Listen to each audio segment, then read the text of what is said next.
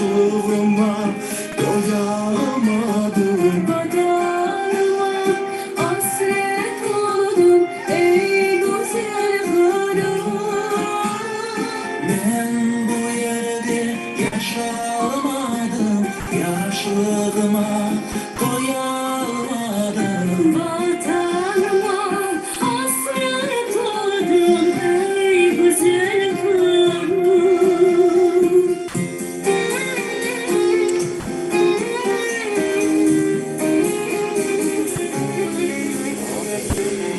Bahçelerim vivaları balıyım sevdim. Sularına içe içe doyamadım Ben bu yerde yaşamadım, yaşlılığıma doyamadım. Vatanıma hasret oldum ey güzel kızım. Ben bu yerde yaşamadım, yaşlılığıma doyamadım. Vatanıma hasret oldum ey güzel kızım.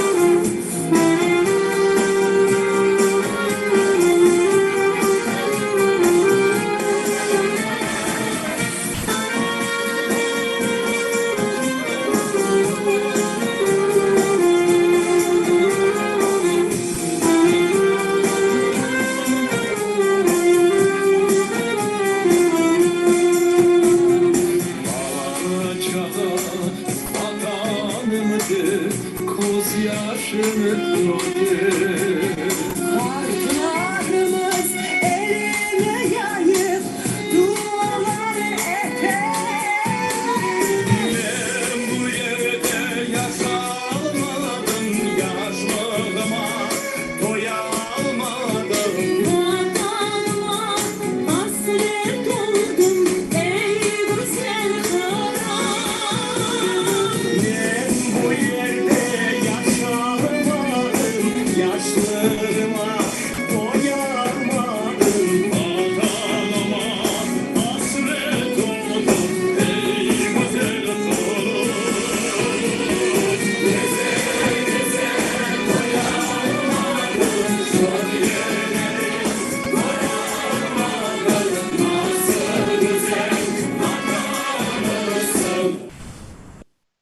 Ey güzel kızım.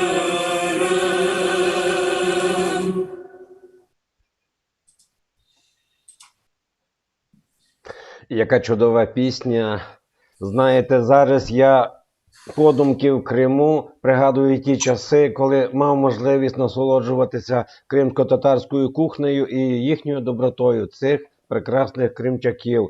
Доброго вечора, друзі. Українсько-білоруські посиденьки сьогодні розпочинається в такому складі. Хелен Мінська, вітаннячко, дівчина. Вітаю, вітаю, сподіваюся, мене чувати.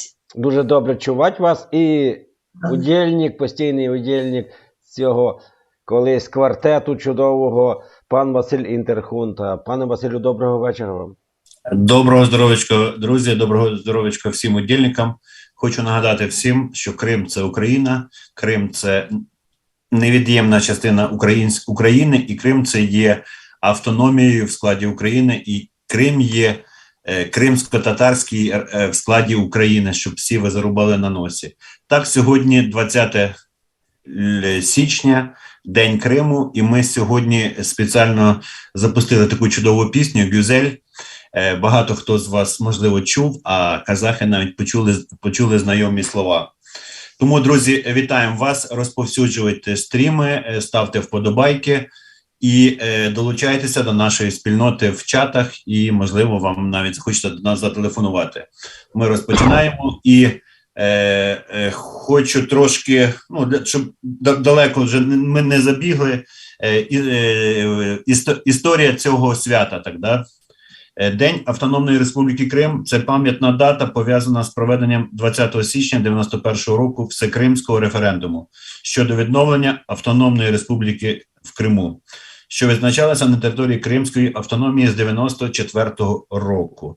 Референдум 20 січня 1991 року став першим і останнім плебісцитом в історії СРСР. Майже 1,5 мільйони мешканців Криму взяли участь у голосуванні, в яких 93% дали згоду на створення Кримської автономної республіки. Волевиявлення майже повністю бойкотували кримські татари за закликом національних лідерів кримсько-татарського народу, навіть так.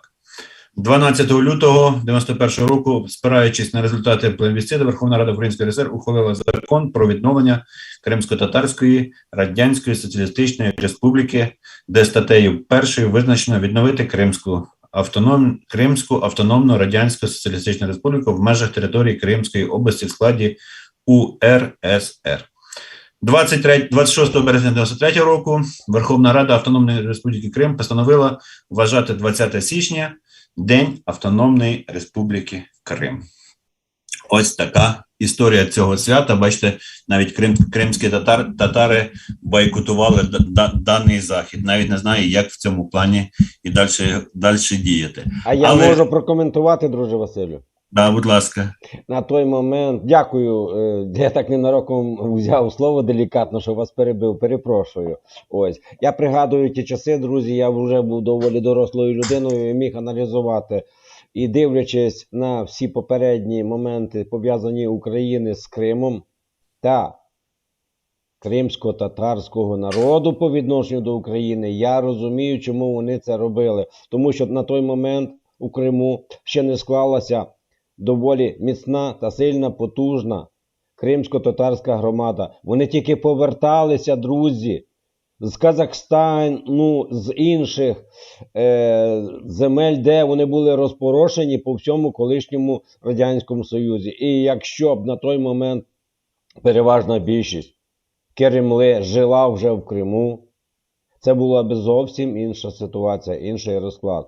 Тому кримсько-татарські лідери на той час та їхня сама передова частина, знать, я би так сказав, це слово, я думаю, може підходити дуже добре, адже люба знать, люба передова частина того чи іншого народу, вона знає, як поступати в цій ситуації. Я більше ніж впевнений, що тоді, мабуть, а як і тоді, як і зараз, Мустафа Джамілєв був завжди на вістрі всіх подій. І я не певен, що це саме була його, можливо, думка, ідея, але те, що вони тоді робили, вони розуміли, що вони в меншості. І фактично з Кримської області, яка колись була, і не сформувавшись це автономією на національній основі, адже, виходить, той колишній Мішков, який перший був, який піднімав піну і баламутив все в Криму, це все було проросійське. Тому вони це розуміли, відчували. Я певен, що саме в такому ключі воно і відбулося. Вони знали, що це, можливо, буде міною уповільненої дії проти України і проти Кремли в цілому, що наразі, на превеликий жаль, і відбулося. Якщо, друзі, у вас є власна думка, або, можливо, ви можете розвіяти моє бачення, або доповнити, буду дуже радий. Прошу вас. Да, дякую, пане Василь. Перед тим, як дамо слово нашій хвилинці, в чаті на каналі Інтерхунта можете зайти і проголосувати таке цікавеньке питання. Російсько-білоруські навчання – це, на вашу думку, перший варіант відповіді. Підготовка до вторгнення з РБ. Другий варіант відповіді – залякування зі сторони РФ. Наразі проголосувало 46 учасників. Підготовка до вторгнення 54%, залякування зі сторони РФ 46%. А наразі вітаємо пані Хелен з новим ноутбуком. Надіємося, що вже позаду ці страшні слова «а я не ведаю, чи йде в мене стрім, чи не йде», «а я не ведаю, чи є в мене звук, чи не є», А переходьте всі до Василів. Хелен, вітаємо тебе. Нарешті ти отримала той інструмент, той маленький, як ти кажеш, але потужний. Ага, це ще не він. Ну, тоді вже сама розкажеш, де ти взяла, хто такий щедрий добродій і що ти плануєш з ним робити. Привіт, Хелен. Вітаю, сябры. Так, пакуль яшчэ ў старым фармаце працуем, і ведаеце, гэта вось тая сітуацыя, калі тэхнічна я зараз абездолена абсалютна. Сёння смешная сітуацыя была. Сидзіць мой сын сваім тэлефонам, сваім планшетам з старым ноутбукам, а я стаю як сірата, у мяне увогуле нічога няма.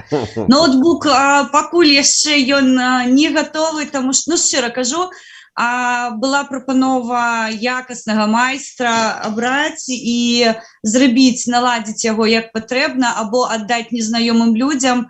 І я вырашыла, што гаспадар павінен быць тэхнічна адзін, і мне трошкі неабходна зачакаць, калі ён будзе крыху павольней, і ўжо машына мая паедзе ў годныя рукі, і там, канешне, ёй ужо непасрэдна будзе займацца адзін чалавек, якому я давяраю. Вось, таму тэлефон мой паехаў таксама ў ремонт, так што, сябры, я зараз з такой, можна сказаць, губной гармошкі да вас выхожу, што я ўвогуле здзівованая, што ён працуе. Хелен, є такі, називається, чи закон подлості, чи закон незрозумілий, коли в тебе є якась стара річ, яка тобі там вже надоїла, вона не дуже добре працює, і як тільки з'являється нова річ, стара починає дуже добре працювати. От зараз в тебе і картинка, і гук, і ти сама так гарно виглядаєш. От реально, я подумав, що це вже йде з нового апарату, думаю, от в мене завжди так. І ти думаєш, бляха, а може не треба було, а може ще щось. Так що, бачиш, тут все є на пользу. Ну, я лічу, што будзе лепей, таму што, ну, канешне, я вельмі ўдзячная нашим сябрам, дыяспорам, якія дапамагалі, просто людзі неабыякавыя, якія разумеюць, што гэта, ну, гэта праца, гэта патрэбна, таму хутка вельмі там літаральна за дзень сабралі кошты на гэты ноутбук. Я шчыра кажу, я вельмі рада, што ён кампактны максімальна, таму што, ну, прычыню завесу блогерскай працы, мы працуем не на адным маніторы, таму тое, што ён маленечкі, мне вельмі зручна, ён будзе падарожнічаць са мной, а ўжо непасрэдна тут ужо будзе, скажем так, зроблена студыя, там будуць, канешне, ўжо вялікія маніторы, на якіх я буду працаваць непасрэдна ў эфіры. Таму, ну, рухаемся крок за крокам. Я хацела бы асабіста сёння павіншаваць, канешне, нашых крымчан, тых сапраўдных украінцаў, якія і на сёння вядуць барацьбу за тое, каб луналі украінскія сцягі над кожнай дзяржаўнай установай. Калі беларусы для мяне пытаюць, чаму вось для цябе Крым так прынцыпова? І хтосьці кажа, Крым гэта маркёр, хтосьці кажа, што Крым гэта адзнака. Я кажу, Крым гэта пытанне для акупанта. Вось чалавек, якой не можа вызначыцца, што ён украінскі, вы можаце адразу адзнаку даць, што гэты чалавек захопнік, і ён не будзе весці з вамі дыялог, што яго асноўная, галоўная мэта – гэта вас знішчыць і захапіць усё тое, што належыць вам непасрэдна. Вось гэта Крым. Пытанне, чый ён, гэта не маркёр, гэта, ну, для мяне асабіста. Гэта вызнання пачвары, якая не можа перажыць таго, што яна не злачынец. Таму вось для мяне Крым, канешне, яго юрысдыкцыя пад украінскімі НПА, скажем так, норматыўна-правовымі актамі, гэта вельмі важліва. Гэта міжнародна важліва, таму што я заўсёды прыкладам даю Беларусь, то бок, калі ва ўкраіне можна рабіць вось такія рэчы, гэта азначае, калі вы пагаджаецеся, што тое ж самае можна рабіць з Беларусю. Вось, і, ну, гэта абгрунтаванне аргументацыі яны працуюць. Таму я хацела бы, канешне, зазначыць, што гэтая дата, яна не знікла, не гледзячы на акупацыю Крыма, і яна і сёння не проста на слыху, а яна, я так разумею, святкуецца ў поўным аб'ёме. Таму, канешне, я хацела бы пажадаць усім украінцам нарэшце адкінуць гэтую навалач дадому, закалючы дрот абратна і быць ужо гаспадарамі на сваёй зямлі паўнаўладна. Таму для нас гэта і для мяне ў тым ліку вельмі прынцыповая пазіцыя. Тому я долучаюсь, безумоўна, до вас, і вось тыя маленечкія рэчы, якія зараз да мяне прыехалі, гэта ў тым ліку мой інструмент, які мы будзем і далей весці барацьбу. Дзякуй. Хелен, а можеш розкрити ноутбук і показати клавіатуру? Мне ўжо запрапанавалі наляпіць на яе нейкія налепкі, каб яна была для мяне зручной, але я вам адчыню зараз невялічкую таямніцу. Дагэтуль у мяне быў Hewlett-Packard абсалютна ідэнтычны гэтаму, таму я друкую услепую, што называецца, я з раскладкай на «ты». Я писала на такім ноутбуке дыплом без расійскай, украінскай, беларускай раскладкі, таму для мяне гэта ўвогуле аніякая не праблема, хоць зараз я готова ўжо з ім працаваць. Давай спитаємо пана Василя, що в останніх 30 секунд відбувалося, ви зрозуміли, ні? Я все зрозумів. Справа в тому, що ви коли про наліпки питали, то мені діти зразу все вигравірували проти латинки наші літери. Друзі, я ще і до сьогоднішнього дня не можу друкувати з закритими очима. Більше того, мені навіть іноді окуляри не допомагають. І дивіться, що я роблю. Пряма трансформація в прямому етері, бачите? Скельце витягую. Це так співпало, друзі. Ось, щоб поприкалуватися, піду зараз шукати свої окуляри. Тому скажу, я дуже радий за Хелен, що вона має ноутбук. Хай він працює бездоганно. І той об'єм робіт, який має бути виконаний, нехай буде виконаний. Більше скажу, обростаємо не тільки технікою, а і тими моментами, за якими боремося. Незалежністю наших країн, просовуванням наших ідей в маси, в наші народи, в наші суполки, в наші країни, щоб відчували сябри, що вони нам є братніми насправді. Так, бачу у пана Василя, такі у мене є друзі з інших країн, Казахстан, Білорусь та інші країни, щоб ми мали можливість комунікувати, підтримувати, що в принципі в нас і відбувається. Адже в такий спосіб ми маємо можливість долучатися до ширшої аудиторії, а наші глядачі мають можливість чути нас. Можливо, не завжди нашим глядачам все подобається, що ми кажемо. Так може бути. Але знайте одно, те, що ми кажемо, ми не фальшивимо. Ми кажемо так, як ми думаємо, так, як діємо і так, як ми далі будемо поступати. Дякую. Так, пане Василю, а для наших глядачів скажу, що ми мали на увазі. Комп'ютери, які приїжджають за межі, за кордону, які подарені чи привезені з Сполучених Штатів чи з Європи, вони не мають кирилиці, розкладки кирилиці. І це є спеціальні наліпочки, де або гравірується, як пан Василь каже, а Хелен може це все робити всліпу, тобто отак дивитися на небо і набирати текст. Тому, Хелен вучилася 10 год, тому, щиро кажу, тут уже хочеш, не хочеш, а після такої кількості різного характеру курсових, дипломів, дисертацій, хочеш, не хочеш, а будеш уже просто на автоматі набирати. Тому для мене це не проблема, ми посміялись видовочно, і вінду не ставили, тому що він їхав дійсно з Польщі до мене, і полічили, що ну, не хочемо ризикувати, тому зараз буде усталюватися, мені вже повідомили, оригінальна Windows. Щиро кажу, яна тут по коштах вельми дорогая, я не ведаю адкуль, але сказали, что гэта будзе нейкая вінда сапраўдная, не левая, не ламаная, каб у мяне не гальмавалі праграмы. Ну, паглядзім. Давайте, я яшчэ на тым тыдні была з тэлефонам сваім, зараз ён дзесьці адпачывае на курорце, яго там раскруцілі, раздзягнулі, і ён там ужо загарае дзесьці пад лампамі. Таму я шчыра кажу, тэхнічна зараз я як сірата з тэлефона свайго сына заходжу да вас. Вось, ноутбук мой маленечкі пакуль гатуецца да апгрэйдаў, якія ў яго будуць у бліжэйшым часе. Таму, але працуем як ёсць, слухайце, і не ў такіх умовах былі, і з плошчы стрымілі, і спрабавала там нешта натыкаць, калі мяне з вуліцы кралі, таму ўсё нармальна, працуем як ёсць. Гэта я заўсёды кажу, няхай гэта будзе горшае ў маім жыцці, што адбылося. І, дарэчы, тыя антываксеры, якія крычаць, што я сама сутыкнулася, дарэчы, з антываксерам, яка проста катэгарычна супраць прышчэпак. Сёння мне зранку зрабілі другую дозу з Pfizer, я ўжо крутая малая, у мяне ўжо ёсць сертыфікат. Так что я могу выезжать вольно за мяжу и не хвалявацца, что мяне дзесьці там спыняць і спытаюць, а ці сапраўдны у вас сертыфікат. Я ўжо ў базах дадзеных, вось другая доза, і мяне паралельна яшчэ запрасілі праз паўгады на бустерную прышчэпку, то бок і сёння хотела бы зазначыць, мяне сёння не адкачвалі.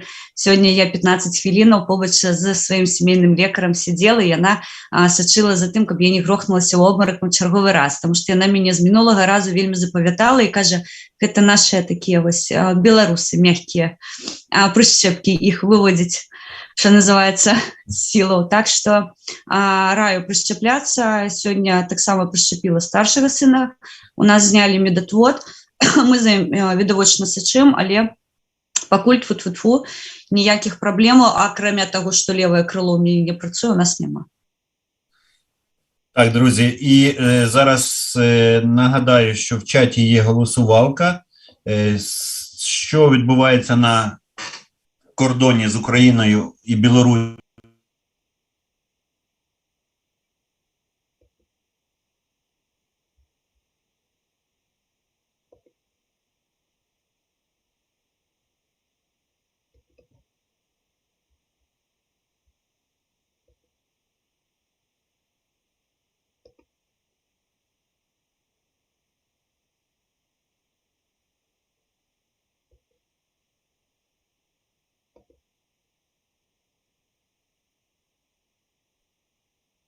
Суправні білоруси, чи варто нам, українцям, боятися цих навчань? Щиро кажу, мне пощастило за астатні тиждень познаёміцца з українськими військовими. Вось, гэта тыя військові, які я знаю, зараз знаходяцца, што называецца, у абароне. Вось, мы з імі плотна камунікуем, і беларусы, не гледзячы на тое, што за імі сачаць з усіх бакоў, відавочна яны скідваюць інфармацыю. Некаторая інфармацыя яна зачыненая, некаторая інфармацыя, якая трапляе ўсё ж такі ў адчыненыя крыніцы, мы яе агучваем. Вось, партызаны працуюць, зараз просто велічэзны аб'ём фото, відэа, файлаў прыходзіць. Мы, літаральна, мне падаецца, мы ўсю лагістыку па пераброскі азброення ведаем, таму што гэта і відэарэгістратары, гэта і фотаздымкі, відэаздымкі з прыватных тэрыторыяў, таму што часцей за ўсё гэта адбываецца дзесьці ў вёсачкі, дзесьці на шашы, то бок мы можам адсачыць, і вельмі шмат інфармацыі ад рэчыцы ідзе, таму што там зараз, як мы здзівованыя, там няма вайсковай ніякай базы, там няма ніякай крапкі для таго, каб, скажем так, размясціць цяжкае азброенне, а тут прыходзіць інфармацыя, што блізка з мяжой украінскай сцягваецца цяжкая тэхніка, хаця гэтая крапка не прымае ўдзел у гэтых навчаннях, якія мусяць нібыта прайсці. Таму, на мой прыватны погляд, я вельмі хацела бы зараз аказацца права і не памыляцца, таму што мы зараз назіраем хутчэй такую поўную анексію і акупацыю Беларусі, і ўсё пад гэтым соусам зараз вельмі інтэнсіўна завозяцца расійскія войскі на тэрыторыю Беларусі непасрэдна. Я бы сказала, мне падаецца, што тое, што я бачу, што спачатку будзе ўсё ж такі Беларусь, а ўжо потым будзе наступ в Украіну. Я не выключаю гэтага, таму што па колькасці зброі, якая зараз з'яўляецца ў Беларусі, 2022 год, напэўна, самы інтэнсіўны, і людзі ўжо там унутры кажуць, што яны ўжо патыліцы адчуваюць нейкія вайсковыя рухі, таму што пакуль няма мабілізацыі, там, мне падаецца, плешывы будзе ўсё ж такі дупай варочаць, таму што дай зараз беларусу зброю ў рукі.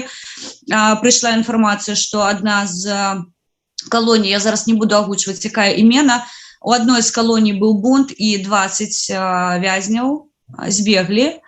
Я не могу дакладна сказаць, што гэта пад соусам бунту, таму што мы ведаем, што дзеля таго, каб гарматнае мяса накіраваць на нейкія сутычкі, першае, што робяць, гэта вызваляюць зэкаў. Вось, таму з чым павязана гэта ўся гісторыя, мы зараз не ведаем, мы спробуем сабраць інфармацыю і дакладна ўжо распавесці пазней. Вось, таму гісторыя тую, што мы бачым зараз у Беларусі, сведчыць пра тое, што вось гэтыя навчанні, яны не запланаваныя, яны будуць падавацца, ну, пад соусам таго, што яны плануюць, але з іншай мэтай. Хваляванні ёсць. Ёсць мае прэтэнзіі да беларусаў, якія знаходзяцца ў Украіне, але крыху пазней аб гэтым, таму што я і записывала ролик, і спрабавала дагрукацца да іх, таму што тое, што зараз адбываецца з беларусамі ва Ўкраіне, мне ўкрайне не падабаецца. Дзякуй. Дякую, Хен. Пане Василю, в чаті голосувалка 80 голосів. З моменту вашого приходу і відходу вже більш песимістичні прогнози. Підготовка до вторгнення 56%, 44% вважають, що це залякування. А ваша думка, пане Василю, як ви думаєте? Я свій голос... Дякую, друже Василю. Я свій голос залишив зразу ще до початку етеру. Я натиснув кнопочку 1. Тобто ви вважаєте, що це підготовка до вторгнення? Тут, як кажуть, і до гадалки не треба ходити. Дивіться, в цій парадигмі все, що робив Путін за останні роки, я вже не буду наголошувати на тих вторгненнях, які він робив в Молдову, ми всі дуже добре знаємо. Те, про що ми підозрювали і що відбулося на превеликий жаль з Білоруссю,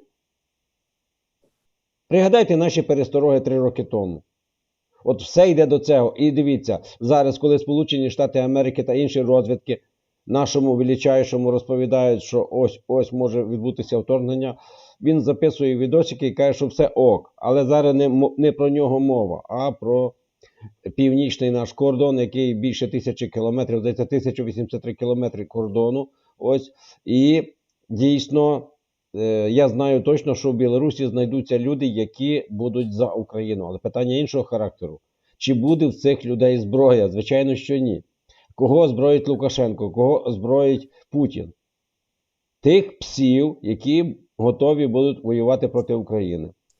А нам це аж ніяк не підходить. Але нас ніхто питати не буде. Що ми можемо в цій ситуації зробити? Перш за все, ми повинні бути психологічно готові. З одного боку. З іншого боку, дуже хочу подякувати Об'єднаному Британському королівству, що воно нам надає допомогу. Так само Сполучені Штати Америки не залишаються в стороні. І всі ці простенькі, які вони не простенькі, вони класні комплекси, 12,6 кг, майже 13 кг вони варять. Вони дуже є ефективною зброєю. І я більше ніж впевнений, якщо їх буде в нас достатня кількість, вся їхня бронетехніка ляже, яка буде заходити на нашу територію. Але, друзі, допоки зайде їхня техніка важка, вони нас будуть бомбардувати, повірте мені. Я знаю, як вони. Якщо вони все-таки рішаться з півночі нас атакувати, а це з білоруських теренів, це, друзі, повноцінна справжня війна. Об'являть вони її чи не об'являть. Тобто, у нас ще повинні бути засоби протиповітряної оборони. Навколо Києва, я знаю, що Порошенко в свій час їх зробив. Але це навколо Києва. А що буде робитися навколо Сум, Чернігова, Харкова та інших? Про що мова? Де той, хто має очолювати нашу армію, який головно? Він записує відосики, які повинні заспокоїти, щоб ми не бігли по сірники та сіль. Ну це, знаєте, це соромно, це ганьба, це просто поприкалуватися так на 95-му кварталі ступорилих глядачів своїх, і то це недотепно би було. Коли країна в небезпеці, от так він себе веде. Тому я фізично не готовий, а психологічно давно готовий до війни. І я не готував себе спеціально, це вони мене приготували. І я думаю, мається на увазі північно-східний наш сусід. Ну, щоб вони надіялися, що якщо мені подібні люди будуть їх чекати в гості, хай вони глибоко помиляються. Я вже не кажу про тих людей, хто має підготовку і буде їх зустрічати першими. Ми, можливо, їх зустрінемо в другому, в третьому ешелоні. Тому ми будемо боронитися. А то, що вони будуть бомбардувати Київ, я не сумніваюся. Київ – це те місце, про яке вони мріють багато років підряд. І щоб взяти Київ, це у них буде за мету. Я, до речі, бачив вчора Тополю. Є непоганий канал, зараз враз я не скажу. Історія для дорослих, здається. Де Криштопа веде. Тополя там цілу годину розповідав. Друзі, я можу, до речі, поділитися посиланням на це відео. Подивіться, про що Тополя – це учасник багатьох моментів. До речі, якось мене запитували про Придністров'я, і Тополя відповів на ті питання, на які я давав, про Придністров'я. Він сказав, це було помилкою, що ми тоді підтримали, вийшли. Начебто правильно на теренах підтримати українців, але то був уже, добре, не буду, бо це довге питання, це Молдова, Придністров'я, це ціла історія ціла. Ми про це не будемо, але про що він каже? Ми будемо боронитися до останнього. Я знаю, що Тополя не надто молода людина, йому вже за 50 можливо з копійками, але це те покоління, яке у великій силі, а ми їм підмогу. Ті, хто молодше, ми всі будемо разом боронити Україну. Друзі, коли буде прилітати, вони не будуть питати, чи ти виборець Зеленського, чи ти виборець Петра Порошенка, чи ти виборець Юлії Тимошенко, чи ти співчуваєш росіянам.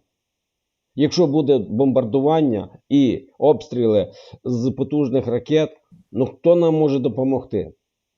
Ми самі собі і, можливо, якщо нам допоможуть такі країни, які мають хорошу зброю, друзі, але це вам не привезти на 5 До речі, 5 рейсів, здається, відбулось, правда?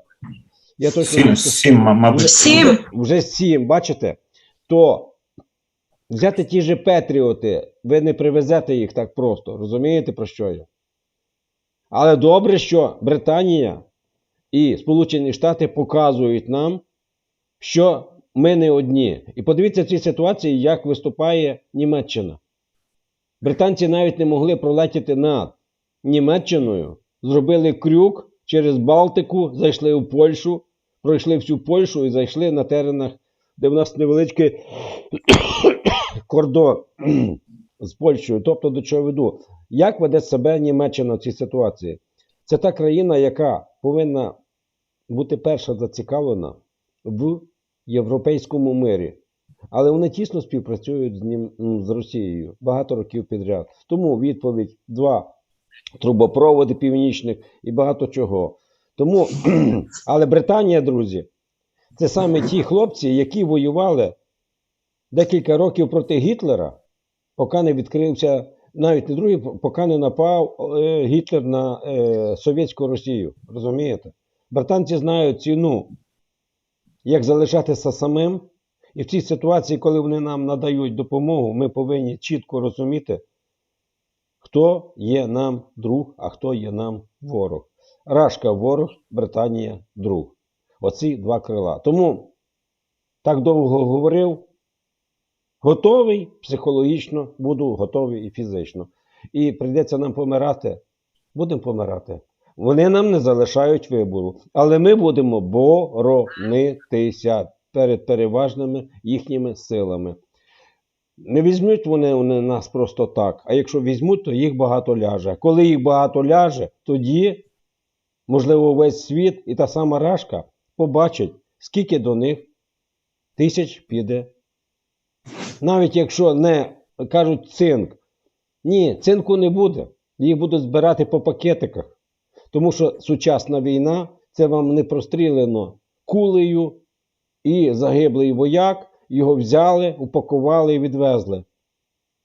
З сотні можуть одного зібрати. У нас вистачає зброї, якої можна мочити їх. Звичайно, можливо, її недостатньо. Але та кількість, яка є, можна чинити опір і дати їм гарно по зубах і показати всьому світу. Україна себе боронить. Я завершу свою думку. Прошу вас. Дякую, пане Василю. Зараз багато глядачів з вас подумають, а що ви говорите, такого не може бути, тому що це невозможно. Так, друзі, на жаль, самі такі наші прогнози, вони зазвичай збуваються, і ми потім будемо колись через деякий час сказати, Василь Васильович, слава Богу, що от те, що ви тоді казали, от іменно це не збулося, але ви самі розумієте, що ніхто, крім нас, не зможе зараз відкосити. Я вже, знаєте, серед своїх знайомих бачу, треба вже в Польщу тікати. Чесно, є в мене такі знайомі, так, треба звалювати в Польщу, так, дитину в Польщу, вже люди вже попустили руки, здалися і готуються до якоїсь, або здатися в полон, до окупації. Але я думаю, що в Україні достатньо зараз кваліфікованих офіцерів, є ветерани АТО, є сформоване громадянське суспільство, є волонтерські рухи, які на перших порах робили це все. І ви знаєте, я теж часто кажу, що Україна гатунку 2022 – це не є Україна гатунку 2014. Якби ми були зараз 8-річної, це було б катастрофа, і ми б вже з вами зараз з іншим настроєм говорили, а що нам робити.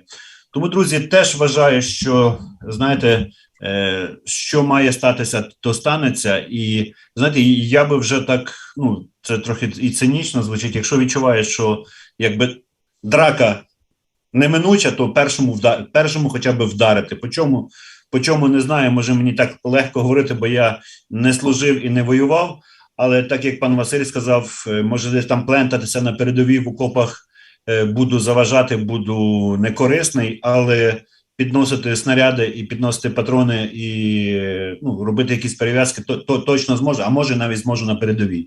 Тому, друзі, це не песимістичний настрій, це ми зараз даємо оцінку тих подій, тих меседжів, які звідусіль йдуть. Дивіться, Україна зараз майже в оточенні. Схід весь закритий, включаючи Донецький і Луганський регіон, з півночі і заходу Білорусь, тут з півдня Придністров'я і Чорне море відкрите. Бачите, ми там тільки невеличка частина Галичини прикривається, як будто би зі сторони Польщі. Тому є ще такий анекдот, часто його розказую, що мужик йде по березі, і другий лупашить палкою по ставку, по калюжі такі. Каже: Іване, а що ти там робиш в калюжі? Каже: крокодилів ганяю. Так їх же ж немає. Така, значить, добре ганяю.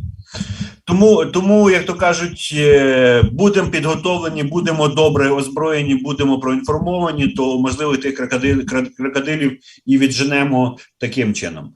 Але дійсно, Василю, зараз при нинішньому президенту, де мала би формуватися якась антипутінська коаліція, ми маємо такі проколи, такі недопрацювання, що замість того, щоб президент наш, де пряма функціональний обов'язок, це зовнішня економіка, мав би групувати біля себе якісь здорові сили протипутінські.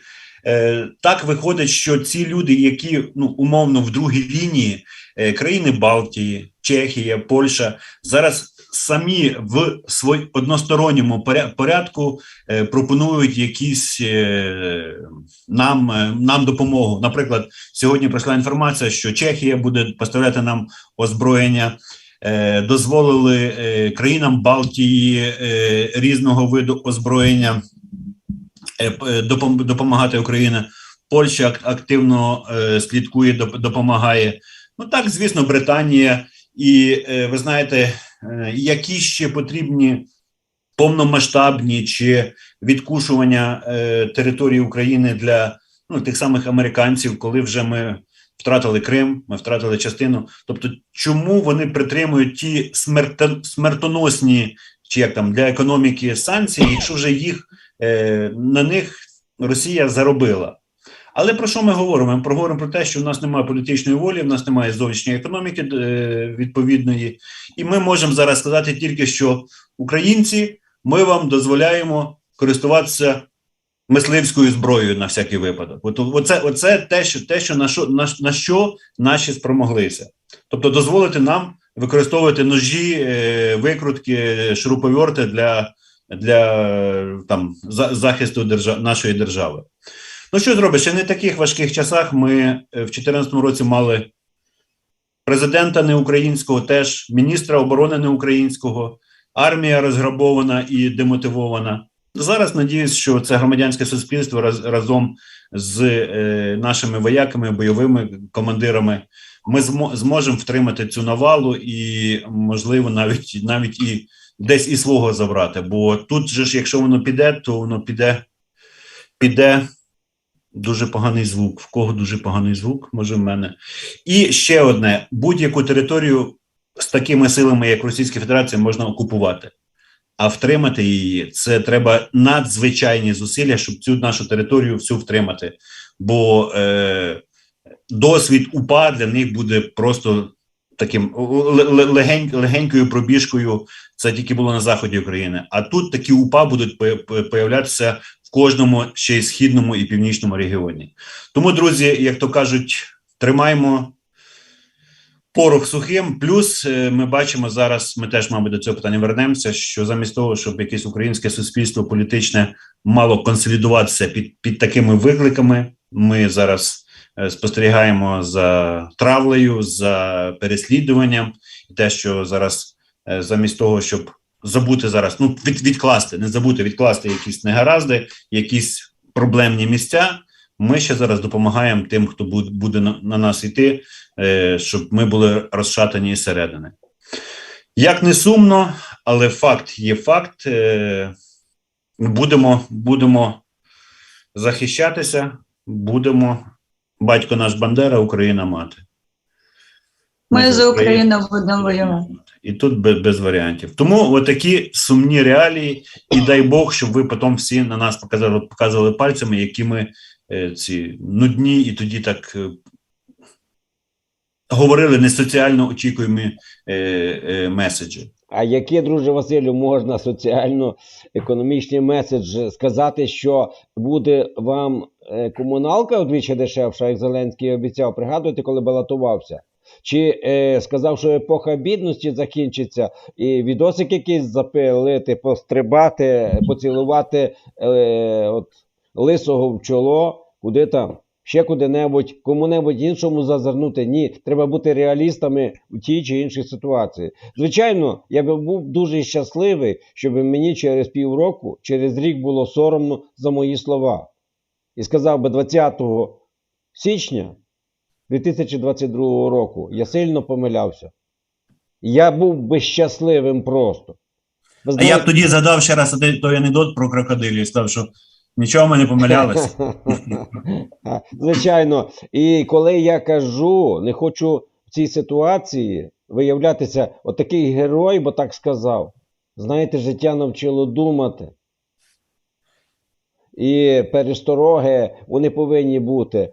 Але якщо ти сліпо чомусь не віриш в те, що може трапитися, це не означає, що воно не трапиться. Тому, друзі, будьмо озброєні і психологічно, і фізично, і ментально, і озброєні зброєю тією, яка є.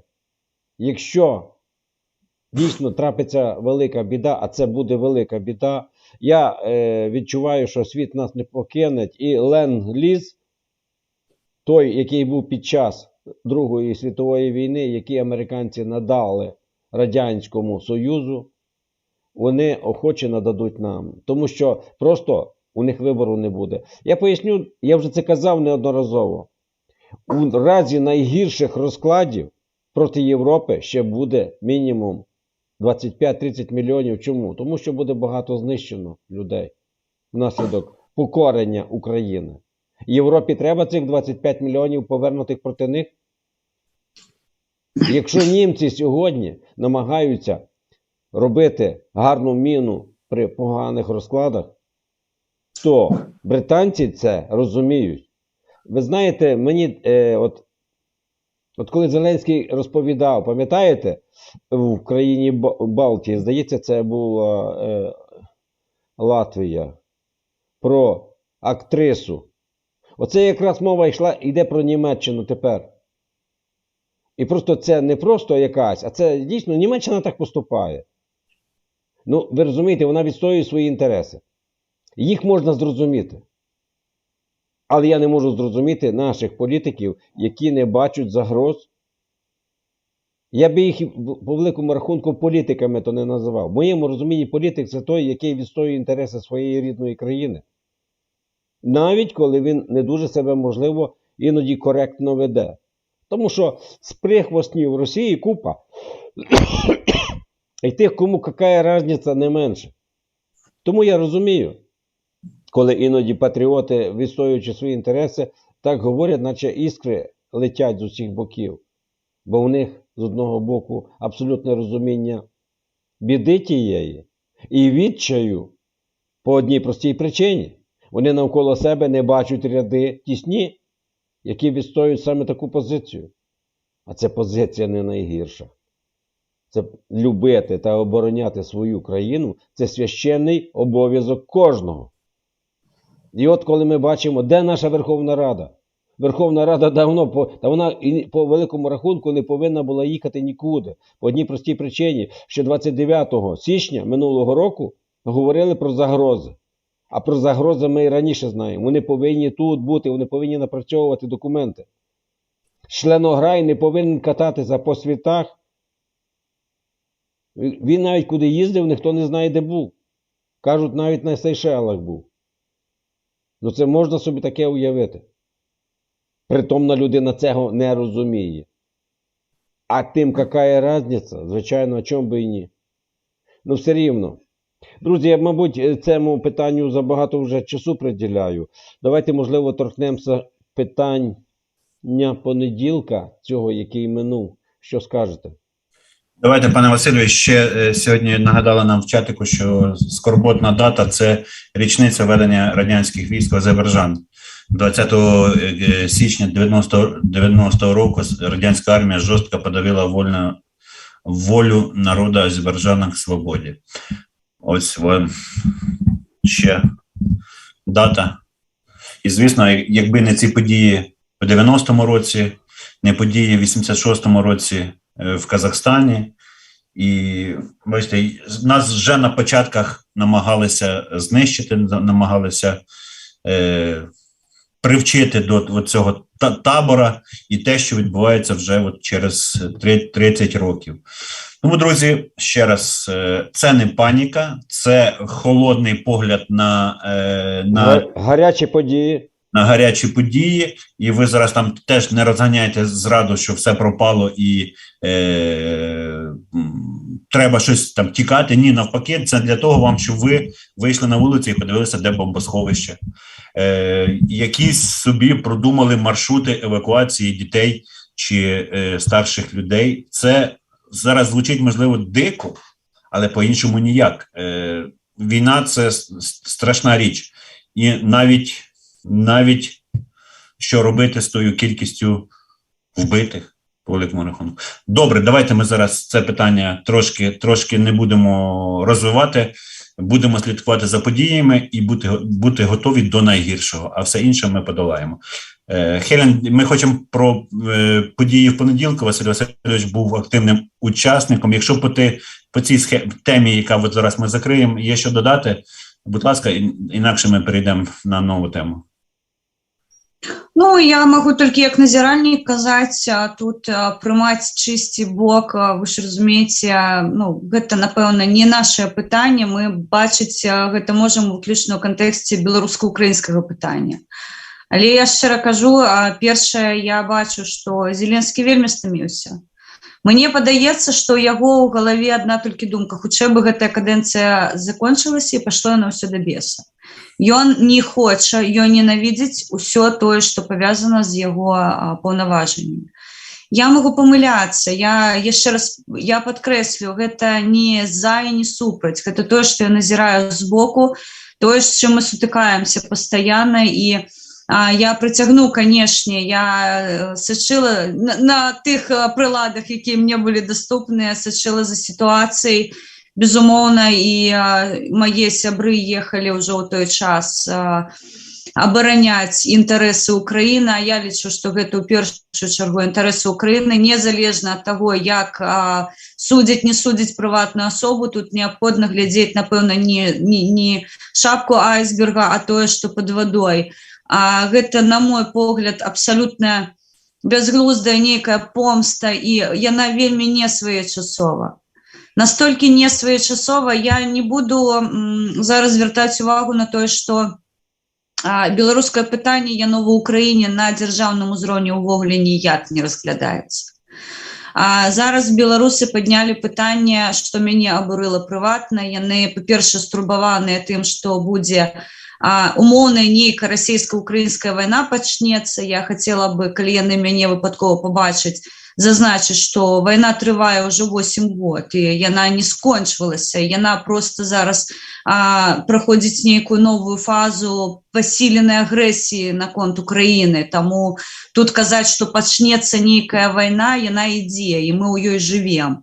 Я хацела бы нагадаць. І другое, што мяне абурыла, яны абураліся расійскай мовай, звярталіся да Ціханаўскай не па пытаннях дапамогі тым, хто знаходзіцца ва Ўкраіне, а па пытаннях непасрэднай эвакуацыі беларусаў, як штаб рэагуе на падзеі, якія могуць адбыцца ва Ўкраіне, і што зробіць штаб дзеля таго, каб тэрмінова вывесці беларусаў з тэрыторыі Ўкраіны. Я звяртаю зараз да тых беларусаў, якія знаходзяцца на тэрыторыі Ўкраіны і якія не гатовыя ставаць на вайсковы облік і хаця б валанцёрамі выступаць ва ўсёй гэтай гісторыі. Я мяркую, што ў мяне атрымаецца, я буду першапраходцам, я так разумею, зноўку ў гэтым пытанні, я паспрабую атрымаць дакументы, якія нададуць мне афіцыйны статус валанцёра ва Ўкраіне, як міжнародніка. Вось, таму тыя беларусы, якія не гатовыя абараняць інтарэсы краіны, якая надала прытулак, калі ласка, збярыце валізы і з'едзьце. Жадана у тую краіну, мова якой вы так звыклі размаўляць. Там вас вельмі чакаюць, там гарматнага мяса не выстачае. Вам хутка знайдуць прытулак там і накіруюць у бок, дзе можна ўжо і, што называецца, сваю фінальную песню сустрэць. Я не разумею такога падыхода. Вы прыехалі сюды, вы патрабуеце за гурткі, за шматкі бярэце украінскую ўладу, вы патрабуеце нейкіх асабістых для сябе умоваў.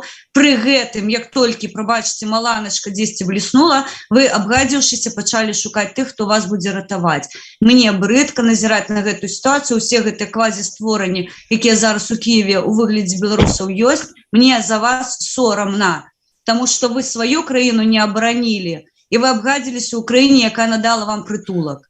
Вось і ўсё, што я магу дадаць да гэтай тэмы. Тое, што зараз адбываецца наконт Петра Алексеевича Парашенка, я не прыхільніца Парашенка, я заўсёды казала, я за Украіну. Дык вось, я бачу, што не проста заканадаўства не выконваецца. Яго ўвогуле, як у Беларусі, прабачце, схадзілі ў прыбіральню і пацёрлі Канстытуцыі адно месца. Усё тое, што я назіраю, гэта абсалютны сюр. Падчас такіх цяжкіх падзеяў, замест таго, каб займацца прыватнымі пытаннямі, сваім собственным населеннем, мы займаемся, прабачце, хернёй і назіраем просто тысячы і тысячу людзей падчас пандэміі вымушаныя выходзіць і нагадваць чарговы раз, што існуе Канстытуцыя, згодна якой украінцы хочуць жыць. Мне няма чаго дадаць. Мне сорамна за беларусаў, і я не разумею, як стомлены Зеленскі зараз будзе абіляцца ў гісторыі з Петром Алексеевичем Парашенко. Мабыць, я памыляюся, але я бачу гэтую гісторыю роўна так. Дякую. Саме так. Пане Василю, одна невеличка теза. Друзі, якраз в ці січневі дні річниця загибелі перших хлопців на Майдані. І, ви знаєте, життєва історія Сергія Нігояна, який тікав від війни в Нагорному Карабасі, родина тікала, війна знайшла його, початок війни знайшла його в Києві. Тому, друзі, куди б ви не тікали, якщо ми не відстоїмо Україну, то війна вас знайде в Польщі, в Білорусі, в Ризі, в Вільнюсі. І нагадаємо, перші герої, які загинули, це Михайло Жизнєвський і Сергій Нігоян. Це символічно навіть не українці, а якраз вірмен і білорус. Тому, друзі, мабуть, що прийшов час дістати свої яйка з кишенів і боротися. Я не кажу зараз за всіх білорусів, я вже казала, у мене є яскравий приклад, наш Мирослав, який звернувся до нас непосередньо у перший день, як тільки він заїхав в Україну, Олекса з ним приватно знайомий.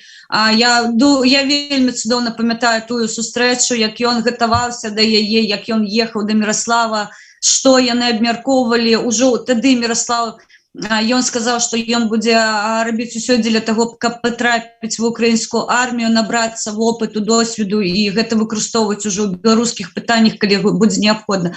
То бок у нас ёсць кейсы цудоўных хлопцаў, дзяўчатак, якія дзейсна яны не проста на словах, а на прыкладах сваіх паказалі, што яны будуць бароцца, што вось гэты пераезд, як у маім выпадку, я не ведаю, ці гэта было спантаннае рашэнне, ці яно было правільным, але як ёсць, таму для мяне зараз зменьваць лакацыю, гэта зноўку бегчы ад чаго? Калі яно мяне і тут даганяе, якой сэнс? Калі яно дагоніць Украіну, аб'ектыўна, Польшча, Літва, хто, Нямецчына за іх пойдзе? Яны гэтага не разумеюць. Давайте пра мігрантаў пагаворым тады.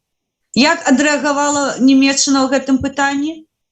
Акрамя візгу, што да іх паехала купа мігрантаў, яны нічога не зрабілі. Яны не дапамаглі нават краіне, якая ўваходзіць у склад еўразвязу, і якую яны па заканадаўству сваім прыватным павінны абараняць. Гэта не АДКБ, гэта не ўнутрашні канфлікт, гэта зоўнішняя пагроза. Дзе былі немцы? Як казаў Дзімка, чавкалі-хуявкалі, прабачце мяне. Таму я застаюся ва ўкраіне, я неаднаразова гэта казала, ужо далей я дома. І, напэўна, тут ужо я не буду рваць на сабе рубаху і казаць, я крутая малая, возьму кулямёта і буду там расстрэльваць налева-направо ўсіх. Я не маю такую адукацыю, у мяне няма такой асветы, я не ўмею зброю трымаць у руках. Але што я ўмею добра рабіць, гэта пакаваць добра коробкі з гуманітаркай, шукаць харчаванне. Гэта, напэўна, тое, што я павінна буду зрабіць тут, калі прыйдзе мой час. Не ведаю, але зноўку я не хачу, каб беларусы на мяне абражаліся, але калі ласка, крыху там, калі ёсць гонару, годнасці, не шукайце людзей, якія на блакітным верталёце прыляцяць, кінуць вам нейкую там лесвіцу, і вы так паляціце ў бяспечную краіну. Няма, як правільна сказала Вера Хортон, якая жыве ў Брытаніі, яна мне свайго часу сказала: Алена, павер мне, калі цябе захочуць знайсці, цябе знайдуць. І з гэтай думкай я жыву з пачатку пратэстаў у Беларусі.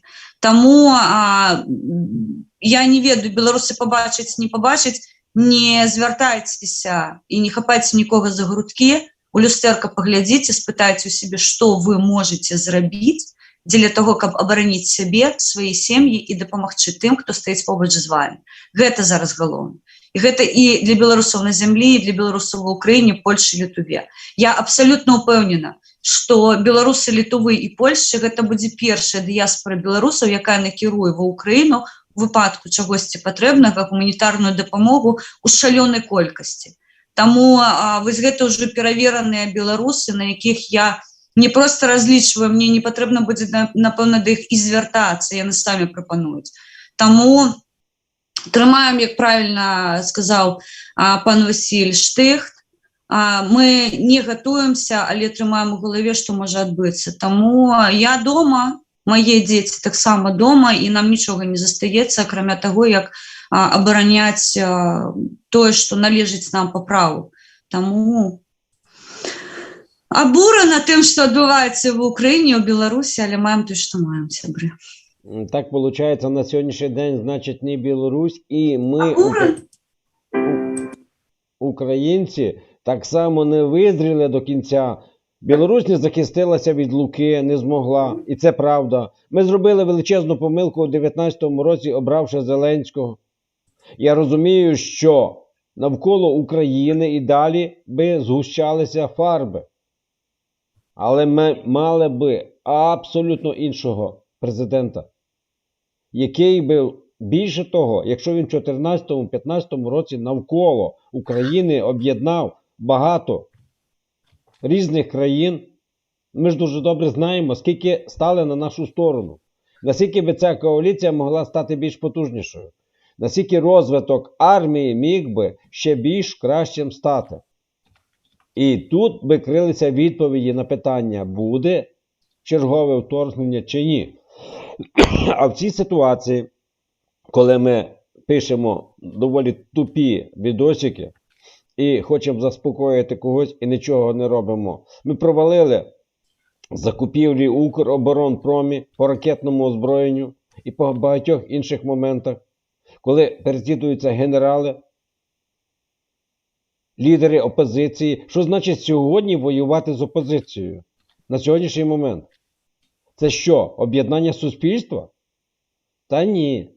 Це чітка здача інтересів України, адже коли розсварюємо в суспільстві, іноді я навіть читав коментарі, там був репост моєї трансляції з аеропорта. І на одному з ресурсів Джері Корольчук зробив репост з Фейсбука і пишуть: ось вийшли 30 срібреників від Порошенка отримати. Ви розумієте? От про що Пан Василь, я думають? щиро вам кажу, у моєму оточенні різні люди, і я поза політичною історією в цьому питанні, я не можу ні за, ні супроть бути, я тільки можу озвучити те, що я бачу, але щиро кажу, нас об'єднує не влада, Так. нас А любов до об'єднує України. мета, абсолютно різні погляди, ми не сперечаємося поміж собою. Ми можемо сперечатися за Україну, як лепі зробити. Тому мені подається, що відосики гэта, напевно, комусь і заходять, але я абсолютно впевнена, що навіть ті, хто плескав у долоні гэтым відосикам свого часу, ось у гэтым, як ведаеце, я розчарована вельмі, я їх розумію. Ти помилився свого часу вельмі моцна, і ти спробуєш гэта виправити. Я вельмі сподіваюся, що ти, як хто розуміє, що, ну, як у нашому випадку, у Телеграмі не робиться революція, як і у відеозворотах ситуація не виправляється. Дійсно, нехай мене закидають каменями, але зараз все частіше і частіше я чую, що та дипломати українська, яка була, яны зрабілі просто неверагодныя рэчы. Выйсці з-пад санкцыяў і дзейсна прыцягнуць увагу велічэзнай колькасці краінаў, якія гатовыя надаваць дапамогу і падтрымку рознага характару. Гэта шалёны труд. І можна 1500 разоў абразы кідаць на іх, але майце павагу. Я сачыла за чатамі, калі з Петром Алексеевичем вось гэта судзілішча адбывалася. І я не пагаджаюся з тымі, хто гэтую гісторыю перавёў на прыватнасць. Гэта не пра Петра Алексеевича Порошенка. Гісторыя далёка. Вы проста выцерлі аб сваю канстытуцыю ногі. І гэта трэба разумець. На яго месцы можа быць любой. Вы не згадваеце рифмастера, якому на сённяшні дзень ніякія абвінавачванні не высунуты. За што ён адсядзеў? За што ён прайшоў катаванні? І галоўнае, хто пакараны за такое бязглуздае рашэнне яго зачыніць на такі доўгі тэрмін. Гэта адзін чалавек. Так. Я хотела бы яшчэ прыцягнуць увагу да Паўла Шеремета, да Віталя Шишова. Доўгі тэрмін гэтыя беларусы застаюцца без агучаных прозвішчаў, хто іх забіў. Я сумняваюся, што невядомыя гэтыя прозвішчы, вядомы відавочна. Пытанне, чаму іх баяцца агучыць, або чаму не хочуць агучыць. Як пераследуецца, ну я яшчэ разумею, Павел Шеремет, гэта вядомы палітычны журналіст, засноўнік беларускага партызана. Віталь Шишов. За што быў забіты гэты хлопец? Мы не чуем адказаў. І гэтыя адказы не таму, што не знайшлі, а таму, што камусьці трэба замаўчаць гэтую гісторыю. Гэта мне таксама не падабаецца. Чаму маўчыць такой псеўда? Вы ўжо, напэўна, забылі, што ва ўкраіне ёсць консул беларускі. Консул, цэлы консул. Цэлы консул ёсць беларускі ва ўкраіне. Гэта вам не Паклонская з Кабо-Верде, якая не захацела, не паеду. Яно ж сядзіць. Што вы чулі ад яго і пра яго астатні час? Гэты чалавек, якога, прабачце, гэта пачвара вусатая накіраваў нібыта абараняць інтарэсы беларусаў ва ўкраіне. Дзе яно? Чаму яно яшчэ тут сядзіць, калі яно абсалютна тут не патрэбна? І вось на гэтае пытанне мы адказу не знаходзім. Я не хачу крытыкаваць. Я ганаруся сваімі сябрамі, тому што я шчыра кажу, мабыць, як пан Васіль сказаў, я такая вось асабістая побач са мной. Дзейсна, патрыёты, праўкраінскі накіраваныя людзі, вось маё атачэнне на такое, яно мяне натхняе. Але ёсць пытанні, на якіх адказаў няма, і я не разумею, чому. Дякую. Василь Васильович, можете, як були в центрі подій, розкажіть, що відбулося, першопричини. І, друзі, зараз в чаті Інтерхунта зайдіть, будь ласка, я зробив голосувалку. Справа Пороха політична, кримінальна. Будь ласка, проголосуйте, буде цікаво вашу думку. Ну, кримінальна це мається на увазі, чи є державна зрада, чи політична, чи це розправа з конкурентами. Саме так продовжу. Чи є склад злочину? Якщо є, то так, на ваше бачення, а якщо ні, то політично, цілком зрозуміло. Дякую, друже Василю. Голосувалки, до речі, дуже часто дають багато відповідей. В ваших стрімах, звичайно, ви дуже правильно все робите. Вони дають розуміння, скільки і нас є навіть, як ви не раз казали, і 30% Мактабаси, так? Але позицію треба проявляти. Друже Василю, я не за Пороха. Я за Україну. І в цій ситуації Порох зі мною, а я з ним. Чому Порох зі мною? Тому що він відстоює інтереси України. І я відстоюю інтереси України. Не все мені подобалося в його політиці, але дивлячись на це зелене непорозуміння, то це був наш Спаситель 14-19 року. І я не побоюсь ці слова сказати. По 17-й рік у мене постійно виникали запитання до його. Ну, коли я вже в цілому побачив, що дійсно ріст економіки справжній, а не дутий, я просто пригадую часи, у різні часи ріст економіки. Коли я побачив, що армія нагодована, одягнута, і пішов ріст зарплат, добавки до пенсій, до соціальних різних моментів, запрацювали оці, як воно, коли підтримка газ, я вже забув, субсидії. Ну, люди отримують субсидії. Так, пішла ціна на газ висока, насправді. Ну, якщо немає високої ціни на газ, що я маю на увазі, відповідності ціноутворення, значить цю ціну хтось має гасити, правильно? Хто? Державний бюджет. Я розумію, що коли ціна на газ гривня за кубометр, користуються як бідні, це хорошо, але і багаті так само. Ну, багаті мають звідки, то хай платять. Інша річ, що на зламі бідних та багатих, ну десь там, у середньому умовному рівні, хтось би хотів, що більш заможно живе, платити менше. Ну коли переважна більшість бідних захищена, це добре. Багаті знайдуть де ресурс. Тобто до чого? Соціальна, політична ситуація в країні, коли вона вирівняна, і пішли наші ті самі. Ну це, звичайно, наїжджена тема, але безвіз. Ну що таке безвіз? Це круто.